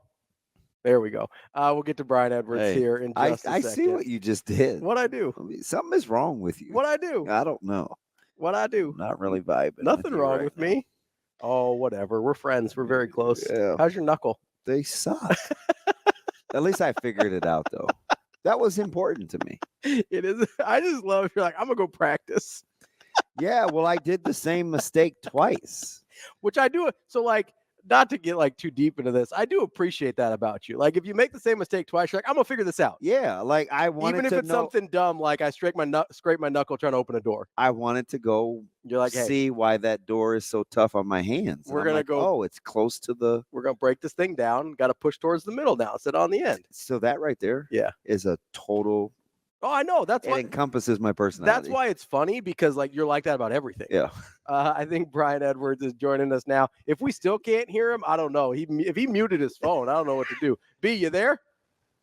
I'm here. All right. At least I got to see you fumble with the buttons because that's always my favorite. That's the only reason he wanted you on the stream. He just wants to see if. Well, I like your facial expressions too when we ask you ridiculous questions. So that's pretty cool. I had checked. I did not have it muted. I don't know what was going on there. It wasn't on me. But whatever the case. So guys, I'm in Northwest Florida, and we're fortunate. Our weather here is fine. It was only Central Florida and South Florida that were affected. So we've gotten fortunate twice here in the last 3 weeks. But we've taken many of them on the chin. We're fortunate this go around. Well, we're glad you're doing okay, B, for sure. I almost was like, hey, Shane, do we need to call B ahead of time, make sure everything's cool over there? Because I wasn't sure how wide of a path Milton was taking. And, I'm seeing video of Tropicana Field without a roof on it. So glad you're doing okay out there, B. B, did you use all your winnings from Jacksonville State last night to donate to fix the Trop? Or what'd you do with Jacksonville State? I didn't even touch that game. And Tuesday night, I waited for Liberty to get down by 7, and I took them -3 live, which looked like it was going to be easy. And then I had to sweat it out in OT, but it worked out.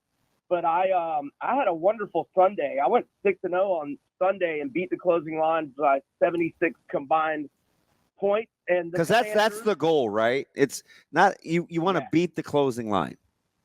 Yep. It doesn't work out. That 6-0 beating the closing line by 76 combined points. There aren't many Sundays like that. So, and it was the first weekend the Gators and Falcons both won. So last weekend was a good one. I hope it can be like 1-8 as fun this week. So apparently UCF isn't very good, right? Because Can we at least? Clearly.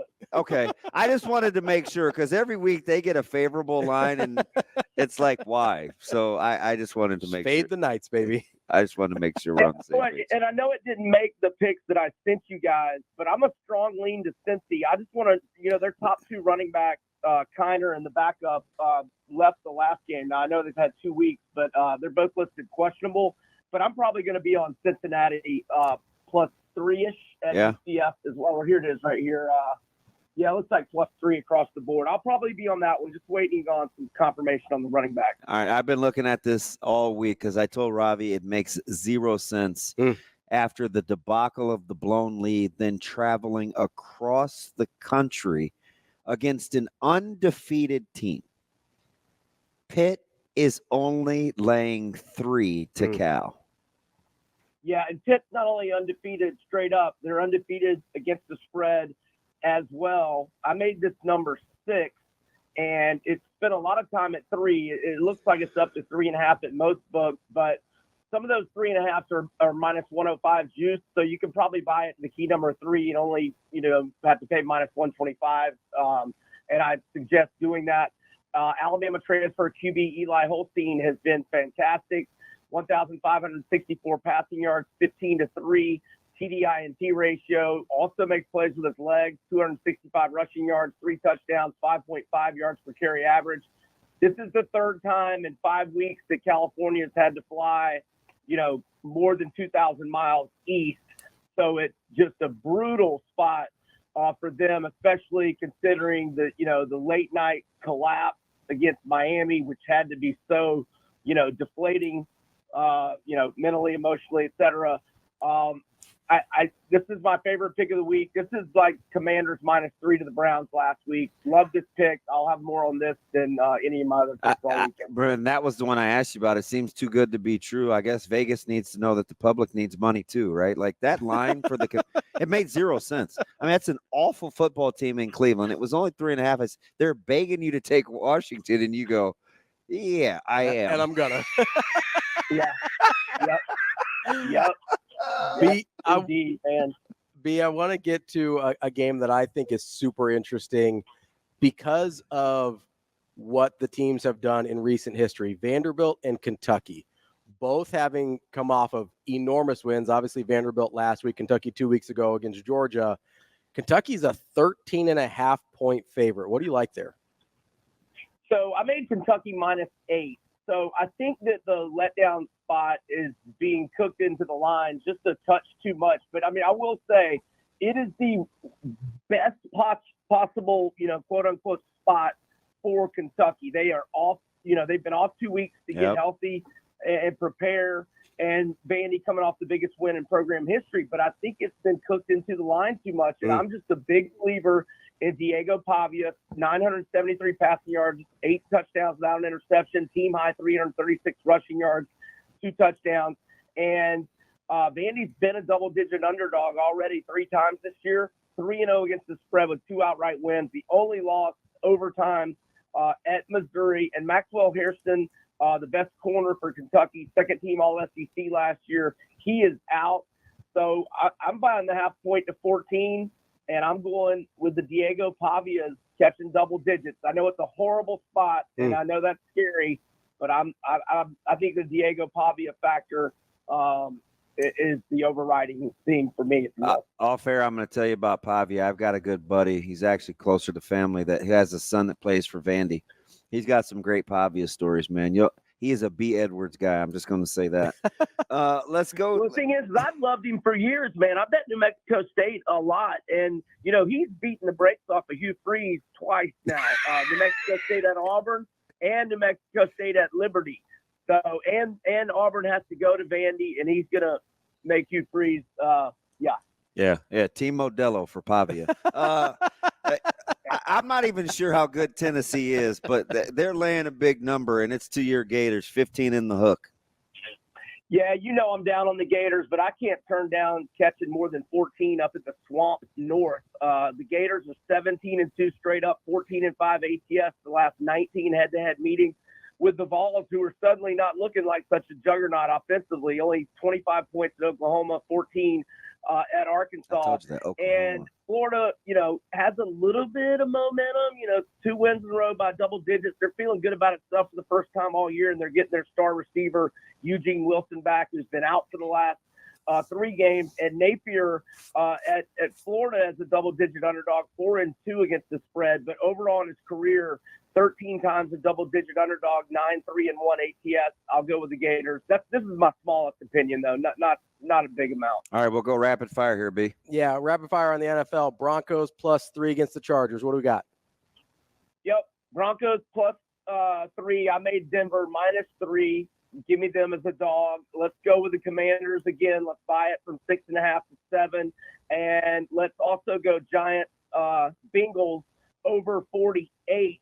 4 straight overs for the Bengals. And they've scored at least 33 in the 3 games with T. Higgins. And look, I lean Niners tonight, 3rd game in 10 days for Seattle. And I lean Bengals. If it gets to 3, or you can buy it to 3, and it's not super expensive, I lean Bengals -3 at Giants as well. Yeah, do you think most people realize that it's 3-10 for Seattle? I don't think people realize it. They played Monday night, and they played Sunday. Now they're playing Thursday. Brutal. I don't know why. That's why tough, Rodgers man. all allows that. Dude, that's It's brutal. tough. You know what I did hear over the course of this interview, though? It sounds like you're changing your tune on Billy Napier. Big Billy No, Napier I guy, am Brian not. Edwards. Loves the Gators. Wash his mouth out. Wash your mouth out, Ravi. You misinterpreted everything. This just became a tough hang. B, I'm glad you're doing all right down there Oh, in Florida. man. I wish all the best for you and your Billy Napier loving foes down there.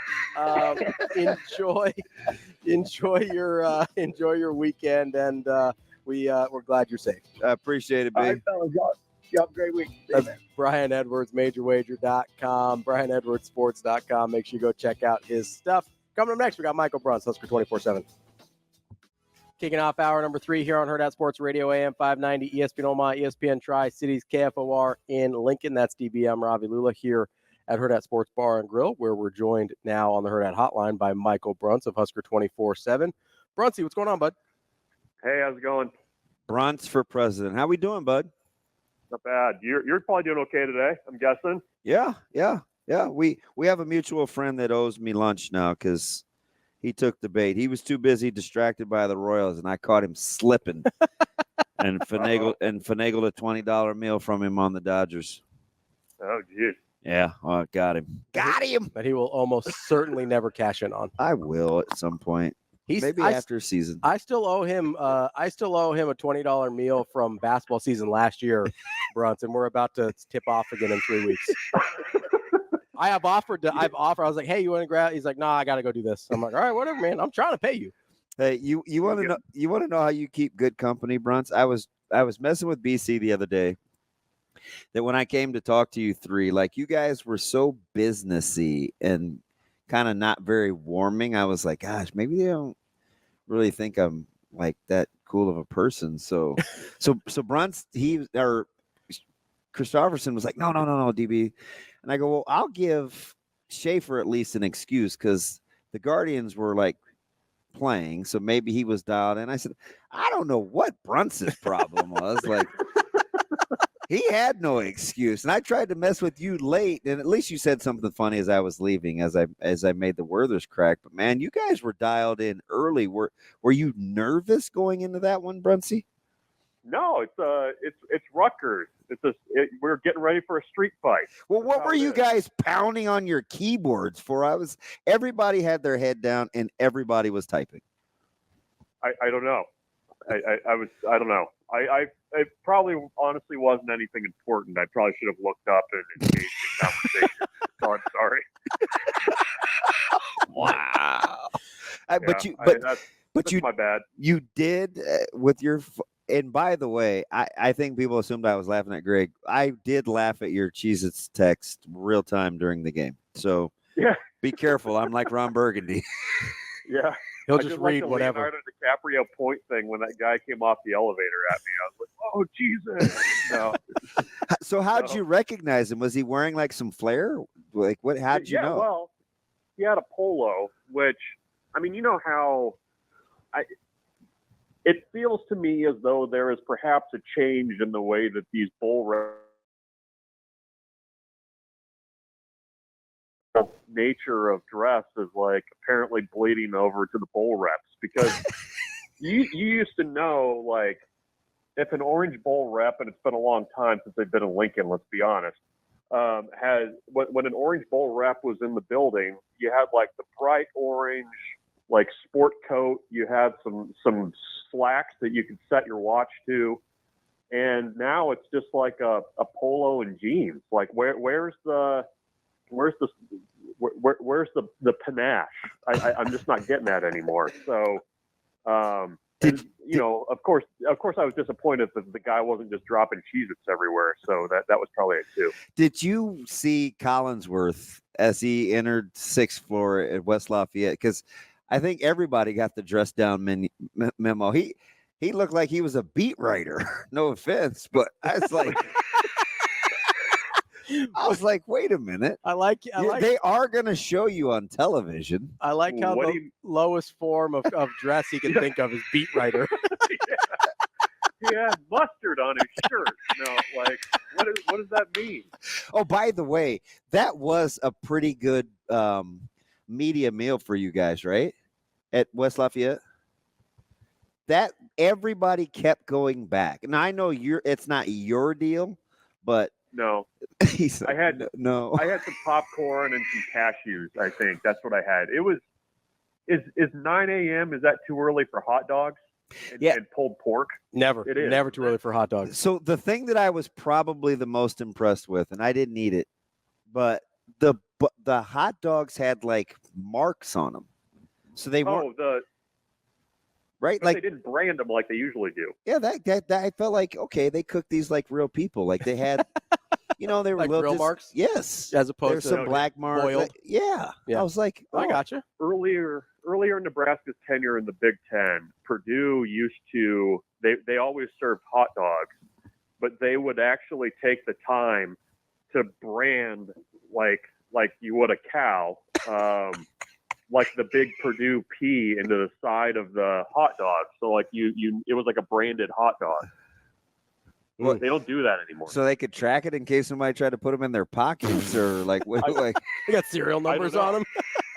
I was just imagining like a team of cowboys back in the kitchen, just like with a really hot brand, just doing that with all the hot dogs. But they don't do that anymore, apparently. Bruntz, can I ask you a question about Rutgers? Because I kind of want to make fun of Ravi, but if you don't answer it the way I want to, this could blow up in my face. That's what I'm hoping for. Try it. All right. So you're watching this game unfold, right? And you know the narrative's going in and Rutgers rushing the football and things like that. When you watch the running backs on both teams, all of them, did you think to yourself, wow, I wish we had that guy on our team?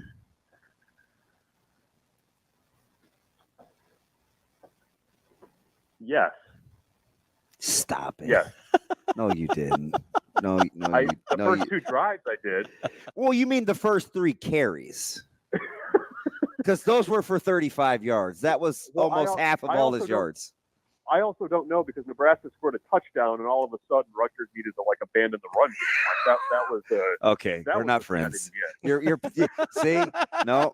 It's this Millard North synergy. You guys are connecting without even knowing what I'm getting at. That Millard North Mafia, baby. What up? No, Bruntz, you're out. I'm Team Schaefer. And was up 28-0 in that game. I don't know how that happened. I mean, have you seen Rutgers' offense for most of the year? Like 7-0 kind of is 28-0. No, Bruntz, seriously. So you're watching Monangai, and you thought that was you were like, oh my gosh, Nebraska needs one of those. I think Nebraska needs. I think he is able to grind out yards a little bit better than what Nebraska has. I mean, it wouldn't hurt. I wouldn't. Yeah, you're not turning him away, but you're not seeking him out either, are you? Yeah, you guys. Does Nebraska's offense look a little bit different with that rushing total? I don't know. Are you guys going to be cool with the whole peekaboo style and the patience? I don't know. I'm cool with the guy that consistently hits the hole and can move the pile a little bit. I'm okay with that. Okay. All right. Well, Michael Bruntz here for pile movers. Yeah, Michael Bruntz here for Ravi Lulla. Listen, everybody's Team Ravi. It's okay. Damon, you got to remember, Ravi and I grew up watching fullback trap for like 18 years. Yeah. Like, yeah, good point. I know a good pile mover when I can see it. Good point. Yeah, we had the Davies brothers, all right? We know what we're doing around here. Yeah. Okay, fine. Bruntz, speaking of fullback trap, it seems like the fan base at Nebraska is yearning for a style of running game that I don't know if it's not realistic in current day football or just not realistic for what the roster is currently constructed like. But have you noticed sort of the apprehension about Nebraska's overall offense, less so because of what it is and more so because of what we feel like it looks like? No, I think we scheme big runs. You don't. It's an interesting discussion. Like, I would be okay with a little bit more I formation. Like, I would be okay with that. I don't know that Nebraska's struggles to run the ball are necessarily like a scheme issue all the time. Like, I don't know if the group that Nebraska runs out on the offensive line is just going to just bully opposing defenses, and especially the ones that are kind of coming up on Nebraska in it, you know, without some big plays. And, you know, I think I'd be okay with a little bit more short yardage stuff. I like the look of Liebentritt in there, or maybe an extra tight end. But I just, with the way that this team is constructed, and also with the playmakers that you kind of have to get involved that are at wide receiver and at tight end and everything else, I just don't know that that style of play works with the way that this team is constructed. And I think that's okay. Bruntz, how many? So, do you feel like Nebraska's leaving points out there on the field? Well, yeah, I do. Okay. I mean, so whatever, like roughly, this is anecdotally, how many points do you feel like Nebraska leaves out there on the field a game? Well, I mean, like that Purdue game, I mean, with the number of times Nebraska, you know, went into opposing territory. Because they do get to the 40 all the time. Yeah, I mean, let's say you're getting to the opponent's 30. I mean, you should reasonably expect to be able to get 3 out of that, right?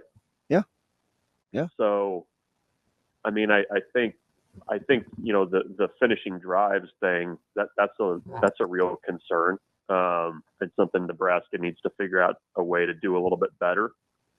But yeah, I mean, I don't have a number, but it feels like there's been some games where, I mean, I think you can practice it. I think you can do all the red zone stuff in the world. You know, I think that's just I think you need to find things that you can lean on a little bit more, because it feels like sometimes the play calling when you get down close to the end zone feels a little bit like you got to have something that you can lean on a little bit more, whether that's short passing game or whatever. I mean, they love that second down back shoulder throw when they're down there. They did it again. But yeah, so I don't know. I mean, I think it's probably more of a, you know, what's coming from the box and maybe what's being called in those situations. I mean, I think it's a matter of, you know, I think what would also help Nebraska, going back to your question about, you know, just finishing drives and how many points you're leaving on the field, they kind of need some bigger plays that actually hit for touchdowns. You know what I mean? Like to just come out of the back end of some of those. Yeah. Yeah. See, so that's why I'm encouraged. Like that's why I look. That's why I look at the second half, and I get it. People would say, "Well, the opponents, and it's a tougher schedule." But at some point, if Nebraska keeps it up, it's going to pay dividends. That's just how I look at it. Especially if Dylan is who we think he is. Right. Well, I mean, you actually complete a couple of those deep balls that have been, you know, defensive pass interference calls, which, you know, we love those calls, but I mean, you complete a few. Yeah, so Bruntz, as we kind of talk about this, and DB mentioned how he was encouraged, can you understand a world in which you look at the inability to finish drives as like which do you think Nebraska is closer to doing? Punching through on those scoring opportunities or kind of regressing and continuing to have trouble scoring when they cross the 50? But I don't know. I mean, I think I think they can do a little bit better with I think they can move forward with finishing drives. I mean, I think there's something there that they can unlock. And I think too, you know, what at least intrigues me about where this bye week falls on the schedule, mm-hmm. and this hasn't always been the case at Nebraska recently, but it feels like this is a staff that when they target an issue and coach to that issue, that you generally see progress on it. And I don't know what that looks like, you know, what the fix is there, but I feel like that in the past that this staff has shown that, like, okay, this is the issue. We're going to coach like crazy on this and, you know, see a little bit better result. I mean, the other thing too, I mean, you got a quarterback that's played 6 college games. I mean, he should be better in game 9 than he is in game 6. And I think some of it is just him making a play. 100. So, I mean, I think there's more of an upward trend that's available there if Nebraska is able to kind of coach to it and work through it. And they've got 2 bye weeks on the back half of the schedule. So, you know, maybe that helps there too. First person all week to say that unsolicited.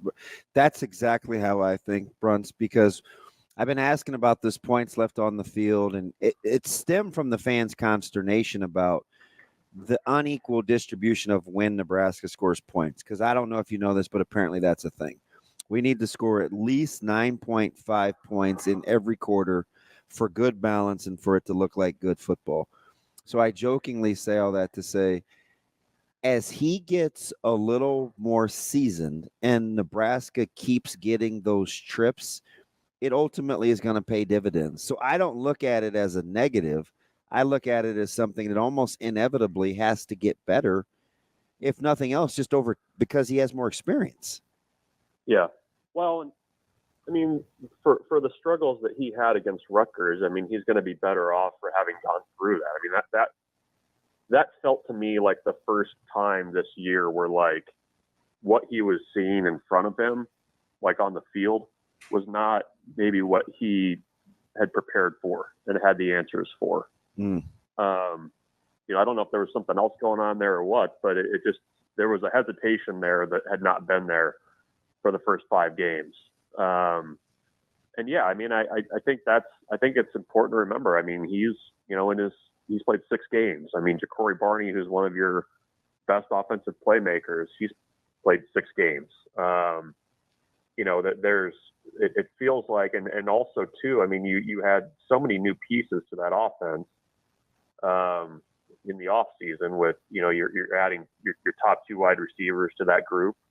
It's, you know, Dowdell, you know, another addition there. I mean, you would hope that as the season goes on, whatever kind of needs to coalesce there, we'll continue to do that. At least that's the hope, I guess. Bruntz, that's fantastic. That's a really good. I'm vibing with you. Really good answer there. And I mean, really, you could talk about top 3 wide receivers if you want to throw Barney in there, depending on who you think the third wide receiver is. 3 or 4 running backs are either were injured last year or new.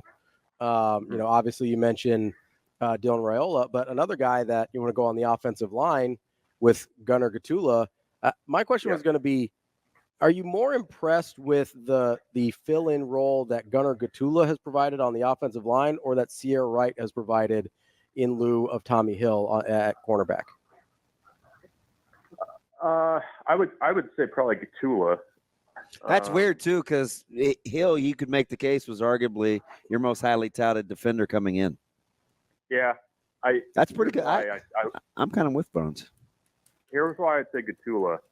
I mean, you're basically at what is, regardless of what the depth chart says, your third your third left tackle. Mm-hmm. And, he got tested right out of the gates against a pretty good pass rusher at Purdue. And, Sure. Left tackle's a really tough position to play. And, Sierra Wright has certainly made the splash plays, but I mean, he's a top 100 guy. I mean, he started at USC, so it's not like he was just completely thrown in brand new there. He's been impressive, but I mean, the fact that Gatula goes in there and you almost kind of forget he's there. I mean, that's the best compliment that you can kind of pay, I think, to an offensive lineman. And he's always been that way since he's been in the program, just kind of quietly steady. I think people when he showed up on the 2 deep last year, even though he didn't play, it was kind of like, oh, okay, like this is, that's interesting. But, he's pass blocked relatively well and just kind of come in there and just, taken off. I mean, the thing about it is too, is, if Sierra Wright had struggled a little bit, at least you got Jeremiah Charles there as somebody that can come in, or, you have other options at corner. But like if Gatula didn't kind of hit the ground running, I mean, what are your other choices there? I mean, it's Segrin, or you're having to shift guys around in a way that you probably don't want to. So I think his stability there has been really important. And that's not to take anything away from Sierra, because he's been great. But I mean, it's Gatula for me, I think. Hey, it seems like this year, maybe more than some others, we're a little more appreciative. That might be not, well, kind of. We're more cognizant of the game within the game, right? On both offensive philosophies and defensive philosophies or strategies within the game, right? What's going on in the second half versus the first half, and that was a good adjustment. And does that seem like a thing that's more visible this year than not, or is it just more trendy to talk about? Do you think, Bruntz? That's probably a little bit easier to notice, I guess. Yeah. Because you've had a year of what a Tony White defense looks like. And you've had a year of kind of, what Nebraska's done offensively. I think it's probably a little bit more difficult offensively to see that stuff. But I mean, you can see it, I think, a little bit easier just because of familiarity. Like that's the bigger thing to me. It's like, this is what it should look like. This is a wrinkle that you're throwing in there. Different personnel. I think you kind of noticed that a little bit too. I thought Nebraska made some pretty nice adjustments on defense in the second half against Rutgers. With the three traditional linebackers, and they kind of used that 5-man front a little bit more than they had, and certainly Van Poppel being in there for that one of those 4 games, that was helpful. But I think it's just, at least for me, I mean, I can't speak for anybody else, but I mean, you kind of get a little bit more understanding of the way guys approach things, and I think that's probably why you notice it a little bit more. Bruntz, about a minute left here. I know as Miller North guys, we're used to, kind of high achieving with the grades and everything, but my Lord. I'm curious how you would grade out Nebraska through half the season, and try and, I know this is difficult, but try and divorce expectations coming into the season and just of what we've actually seen. Yeah, I mean, I'd say probably a B. I mean, I think you kind of have to have the expectations in it, but I mean, I think I would say that the defense has been about, they've been good enough to win games, except for the Illinois game. I think offensively they've been okay. I say a B, maybe a B minus. Just, I mean, special teams has been a little bit of a mess, but I think, they've been a solid team, but there's also like very obviously much more out there for them. I mean, I don't think they've played, their best football by any means. So I'd say B minus with the ability to improve on that. Hey, Bruntz, tell your partner I know he doesn't want the Dodgers to be a feel-good story. But if he's looking for a team to root for, and you are, and your team's, well, yours and potentially his, you can always come over to the Dodgers side, Bruntz. Nobody wants to do that. Nobody wants to do You that. can, like, we could be friends. Teddy Ruxpin. Yeah, I'll take it under consideration. Okay, buddy. Bruntz, we appreciate it. As always, we'll talk to you next week. Welcome back to Hurrdat Sports Radio, AM 590, ESPN Omaha, ESPN Tri-Cities, KFOR in Lincoln. It's time for Bet On It, brought to you by Warhorse Sportsbook. Make sure you get to the casino in Omaha this weekend. Every Saturday in October, they're going to give away $10,000 in cold, hard cash to a lucky winner at 10:30 p.m. every Saturday in October. And if you're there from 6 to 10 p.m. as well, they're going to give away $500 of free slot play every half hour to a lucky winner as well. Make sure you go check out warhorsecasino.com to get all those details. You know what I'm betting on today, DB? I think I know what I think you could get a surefire bet on. What's that? Schaefer sarcasm. Well, that's a pretty safe bet there. My man just launched a scud. I'll let you get to it. But so last night, I just got to get back to this because it was kind of funny. No, go for it. So Aiden Gonzalez, who's covering the Dodgers, he said the Dodgers, without their number 3 hitter, without a starting pitcher, without everyday shortstops, they've turned Game 4 into a rout. They lead 8-0 midway through the 7th inning. At packed Petco Park has gone silent. Many are seemingly leaving. Schaefer responds with, please don't attempt to make the Dodgers some... I mean, can't you just hear him saying this? He's the GOAT. He's like, please don't attempt to make the Dodgers some knockoff feel-good story while they're still putting out Shohei, Mookie, and Teoscar out there as their first 3 hitters of the game. So I laughed. I just wanted to get through the game. So this morning I sent an underdog gift, like just making light. And my man fires back with, I have no idea how they survived without Miguel Rojas. Truly a testament to their heart, testament to the Dodgers to survive with the little-known infielder known as Tommy Edman playing shortstop. Inspiring. And you guys think I come off as condescending. I mean, come on. Come on now. Like he just had that waiting in the Rolodex? Yeah. I mean, that's kind of how Schaefer rolls, you know? My man said my team hasn't scored a run in like 20 innings. If you don't think I'm unkind about our heroic Dodgers. Playoff baseball will do that to you. We love Schaefer. That's a record for Cleveland, by the way. Did I bring that up? I mean, it's just... We love Schaefer. Yeah. He's funny. I'm gonna give him that. He is a funny guy. He's been through a lot with the Guardians / Indians before that.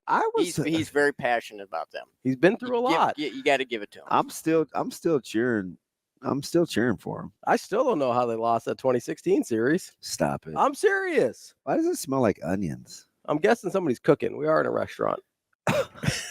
God, that was one of those times that came off more condescending than I meant to. I apologize. I caught that one in real time though this time. Usually I don't. I'm trying to get better. Well, I don't mean to. Glad I'm the only one that is even remotely kind around this place. You're tougher out here. Fudge. I'm nice sometimes. No, you're not. Off air, I'm nicer than I am on air. Say that stuff you just said. It's fine. You know what I'm going to bet on, DB? What's that? I mean, we can get back to playoff baseball here in a second, but what are you going to bet on? I'm going to bet that Jeff Ulbrich is not going to be the full-time head coach of the New York Jets. Why, Ravi? What makes you say that? So our guy Adam Schefter just said Jets head coach Jeff Ulbrich, who's the interim, announced Todd Downing will be the team's new play caller starting with Monday night's game against the Bills. So this guy saw his boss get fired, which Ulbrich is a solid guy. Well, why? Because he was a Niner? Well, and he was the defensive coordinator like that, and he was the coordinator that he wasn't forced to fire against his will. So I'm going to make an assumption there that he's more of a solid guy than Nathaniel Hackett, who is a Rodgers sock puppet guy. Yeah. So the reason that Saleh got fired, as reported by Craig Carton yesterday, was trying to take play calling duties away from Nathaniel Hackett. And Jeff Ulbrich goes, hey, you know what? I bet you're not going to fire. He probably was in on that meeting that Carton was talking about. I'm guessing on the plane, he right? might be the source. Yeah, but so here's the deal. Yeah, If you have an advocate, is he the devil? maybe. All right, so I'm gonna go Al Pacino here. Yeah, let's see it. Devil's advocate. What if Ulbrich is just saying that to buy some time to take the heat off of Rodgers, but they're really going to let Hackett call plays? Because we don't really know who's calling plays. No, that seems more far-fetched to me than the other scenario that you brought up off air, which was he's trying to save the defensive guys. Yeah. Because they know, right? If Nathaniel Hackett sucks, they know. Well, did you hear Quentin? You heard what Williams said, right? Yeah. We have to take accountability around here. Enough's enough. It's the same thing so maybe he thinks they can win with defense. Yes. And if he at least makes the change that, because those guys, it seems like, especially the defensive guys, really like Saleh, right? Like that's how it seems. And so if they can say, hey, if Ulbrich can say, hey, I've got your back, and I agree with, like, I can see it too, that Hackett sucks, we're going to still make that change. Because basically, if that's the case, all he's betting on is, yeah, Woody Johnson's not going to fire 2 head coaches in a week. That's the bet that Jeff Ulbrich just made. Yeah. And he's probably right. But he's also making the bet that, yeah, I'm definitely not getting the head coaching job here. Well, that's fine, right? Because and he probably wasn't anyway, yeah, right? Like, yeah, right. Yeah. But that's what he has assured of himself. But the bet that he's making is, yeah, Woody Johnson doesn't have the stones to fire 2 head coaches in the same season. And it may have backfired on him. Maybe. Right? Yeah. On Woody. On Woody, yeah. For getting rid of Saleh. Because the thing that he was trying to avoid, pissing off Aaron Rodgers with his little buddy, Nathaniel Hackett, he's like, yeah, we're going to do that anyway. So offensively, I bet you he's got, who's probably on his side? Who? Garrett Wilson. And he's an offensive guy. Yeah. You think Garrett Wilson is happy? I would not imagine, no. No. You think anybody on that offense is happy besides Aaron Rodgers? How? You think Breece Hall is happy? No. Breece Hall's pretty good, huh? Yeah. How about you think he's happy with Nathaniel Hackett and the Aaron Rodgers experience? How about the people that took Breece Hall first in the fantasy draft? Yeah. My sister being one of them. I've got him on my team. I didn't take him first, but I've got him on one of mine. Yeah. No, she may have taken Tyreek. That ain't going to work either. Yeah. So who was it? It was him, Tyreek.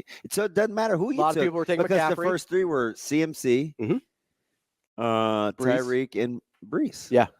Poop. There was another guy up there. I can't remember who it was. But yeah, all the really high draft picks have been rough or haven't played, or they're a victim of Nathaniel Hackett, or they're a victim of their quarterback getting concussed again. Yeah.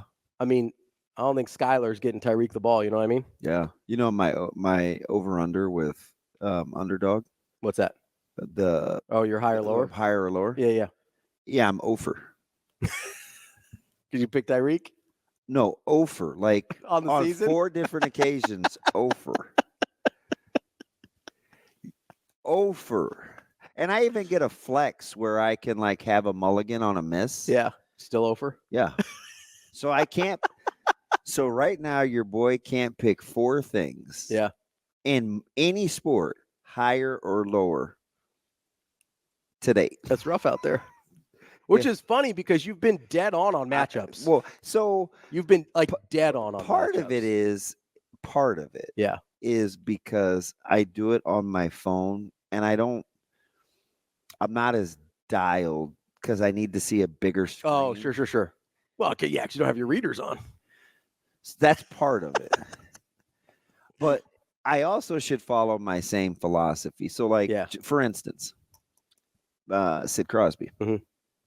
0.5 assists, higher or lower? I mean, I'm going to take higher on that. Right. Yeah. Okay. So, but when the goals were 0.5 higher or lower, I was like, ooh, do they know something? Yeah. That seems awful low. Yeah. In the opener for the Rangers in the first series. So you're going to go 0.5 on assists and goals? Shoot. Can I get that back? Yeah. Nope, couldn't get it back. Cannot get that back. No. I'm curious here. Before let's get a. So it's not that easy. No, I get it. I get it. But I've done it 4 times with groups of 4, and I'm over. I do want to get your. And I would venture to say in those 16 different higher or lowers. Yeah. I bet I've only got 5 right within the 16. Let's get to tonight's NFL game real quick. I don't want to. I would like to. Well, because it's your Niners. They're 100%. They will roll. You like a -3.5? Yes. You like the 49ers minus 3.5 at Yes. Seattle. Yes. You seem very convinced. I am. You told me I think off air they might win by 30. Yeah. Why? It Is won't it the be- 3 and 10? It won't be 30. It's just It might be a whooping. I like the matchup. You like the match. How much of it is the 3 and 10 though for Seattle? A lot. Yeah, because that's brutal. Yeah. I mean that's way too much football. They'll win by 10. Okay, you heard it here first. DB, bet on it. Lay the 3.5. Presented by Warhorse Sportsbook. He likes the 49. Hey, if you like him by 10, maybe bet that up a little bit. Nah, I 7 to be safe. Go out to Warhorse, get some of that positive money on those alternative lines. Do you know what the total is? 49.5. Yeah. I think there's going to be some scoring. Oh, yeah. Not a lot of defense left, unless Robert Sala's secretly consulting for the 49ers. Who knows? Wow. That's Bet on It, brought to you by Warhorse Sportsbook.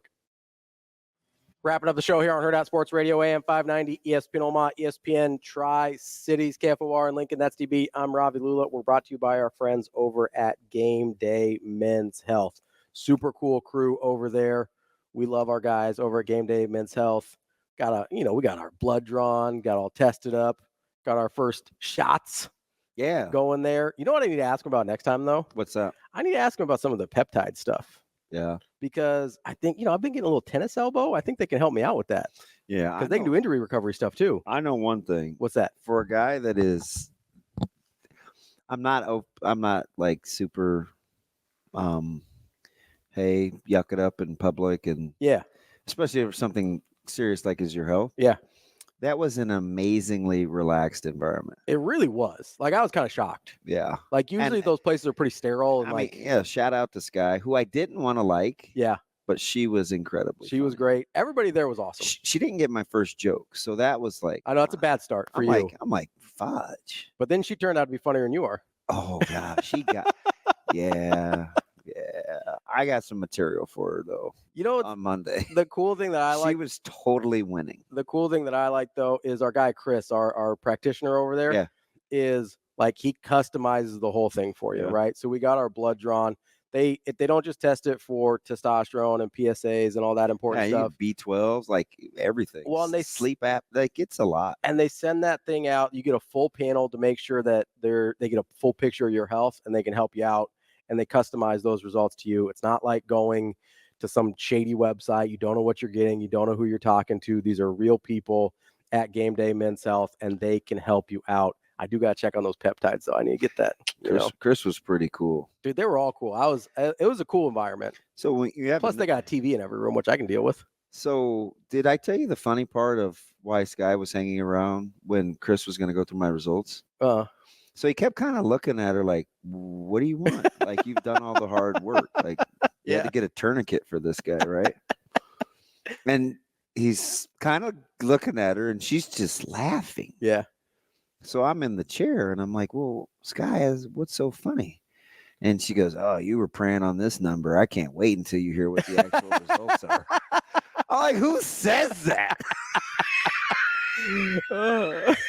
Like, she sounds great. Oh, she was hilarious. And then mine comes out, and she's like, "Oh God, I thought his was low." and poor Kyle, he's mortified filming this thing. Yes. Did I tell you what he came over to? And he goes, can I take that mic off? Yes, I saw that happen. It was because everything that I mean, he had to be like, this dude is crazy. Yeah, but I'm really not. Kyle, this is what I deal with every day. But make sure you go out, check out GameDayMen'sHealth.com/Southwest-Omaha. Super cool people. You get your results in like 15 minutes. We sat there. They got the TV. They got the lounge for you. It's a great place over there. Go check out. And Sky will crack some jokes with you too while she's getting you taken care of. So she wasn't drawing any blood right away. Yeah. And I said, those veins are huge. I said, it should be easy. Yeah. She goes, well, you're not bleeding. And so she moved the angle of the vial. Yeah. Right. And she goes, oh, there it goes. I said, yeah, like if you'd have had to do it again. She said, honey, stop. I don't miss. I was like, the GOAT. I like it. Wow. I like it. No, I don't miss, she said. I'm like actually excited to go back. Me too. Because I want to go. I want to see, get that B12, get a little pep in your step. And I told my nutrition guy, Jason. Yeah. And he was like, man, you'll actually finally sleep. I hope so. What's that like? I That'll be hope new so. for you. Won't be watching all 4 John Wicks in the middle of the night anymore. It's only 3. The 4th wasn't out yet. Which, by the way, they have a spinoff coming. Do they? Yeah. Shane, what's the name of it again? Ballerina. Yes, ballerina. And it's weird. She is a ballerina. Well, I mean, it makes sense. She's got some vendettas to score. They try and or settle. They try Do you and score vendettas, or you She's a tiny you settle You dancer. them? settle scores A tiny dancer, like Elton John. Yes. Hold me Goodbye. closer. She's tiny. They use that song in the trailer. She's a tiny dancer. Goodbye, She's a- Norma Jean. She's a ballerina. That was her name, right? Benny and the Jets. I don't know. It was one of those. I like. He's Elton probably John. the bad guy. Brees Hall and the Jets. What? Nathaniel Hackett and the Jets. What's going on? You're an idiot. What I do? Woody and the Jets. No, that's Aaron and the Jets. Oh. He's the bad guy. Ron and the Jets. And you look up, and the Bills are just a 2.5-point fake. Yeah. But that offense is struggling. They are. They're not playing great and right now. Josh Allen has been on the truckle bus. That's why I didn't tell you that. That's why I didn't tell you to bet on the Bills. But I'm betting on long-term failure for the Jets. That's what I'm betting on. You know we have to talk to Sauter tomorrow. Yeah, it's fine. You see him come in? You think he's going to be happy about all this? No, I'm just trying to figure out if we're going to keep the expletives down to a minimum. Is he ever happy? Well, that's a fair question. He comes in hot sometimes. Oh, he'll be hot tomorrow. I can imagine. Yeah. Although he's got some good games this weekend too. So the whole slate of sports Is really good. it's Like top to bottom. Yeah, it's incredible. All levels of football between high school, college. Even though Nebraska's off, it's an incredible slate of games. I've never been so happy to have. No, honestly, it's a great week for Nebraska to have a bye. And if Coach Lamonji lets us out of there before 2 p.m., That's certainly not going to happen. Well, we play on Thursday too to help. That doesn't help. Yeah, us. you're going to be there all day. Relax. All day. To this day? Relax. You're going to be there all day. Relax. You are. Well, he has a daughter to watch in soccer too. With a Thursday game, you're definitely going to be there all day. And it's prep. Yeah.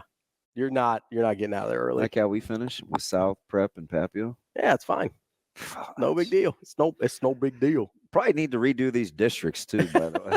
No, I'm just playing. Well, my Mustangs have Kearney. That's gonna be a good game, I think. You're going, aren't you? Yeah, I think so. That's my plan. Well, how do you know? Something with the kids may come up? Like how do you not know? The dog. Listen, I got other responsibilities. The dogs? Just cause no, For 1,000, so she'll be out. that's probably true. Yeah. No, I got I help my parents out with some stuff, and Okay. gotta have some. Got responsibilities around here. I should help my mom out too. I imagine she's not having a great day so far. Yeah. Oh, it's my dad's birthday. Oh yeah, sure. Yeah, so I got to check That's on her. that's Check always on her. tough. Make sure she's cool. Shout out to Mama D. We love you. Yeah. See what she's got going on. Some good games tonight, even though for in college. Oh yeah. Coastal and James Madison. So that's a G5 eliminator, right? Yeah, yeah. I know they both have an L, but you can forget it. Yeah, 100%. Right. That's an elimination game right there. Then we shift to Naval Academies and Yep. Which I'm or service academies. Team Monken. Oh, I Team know. Monken right here. It's kind of weird. Dude, that guy somebody needs to offer him a better job. He's really good. Yeah. Like you're telling me Purdue wouldn't be better off with somebody like Jeff Monken? No, you're right. And I think they have to do something. They do non-traditional. Out of the out of the ordinary. I think a lot of teams are going to end up, I'm not saying triple option stuff like that, but I think a lot of teams are going to have to look at like the Chadwells, the Monkins, those people of the world that do things differently. So Chadwell may have a Bieniemy problem. Yeah. Well, how's it not happened? I don't know. Part of it for me with Chadwell, I think, is that he makes really good money at Liberty.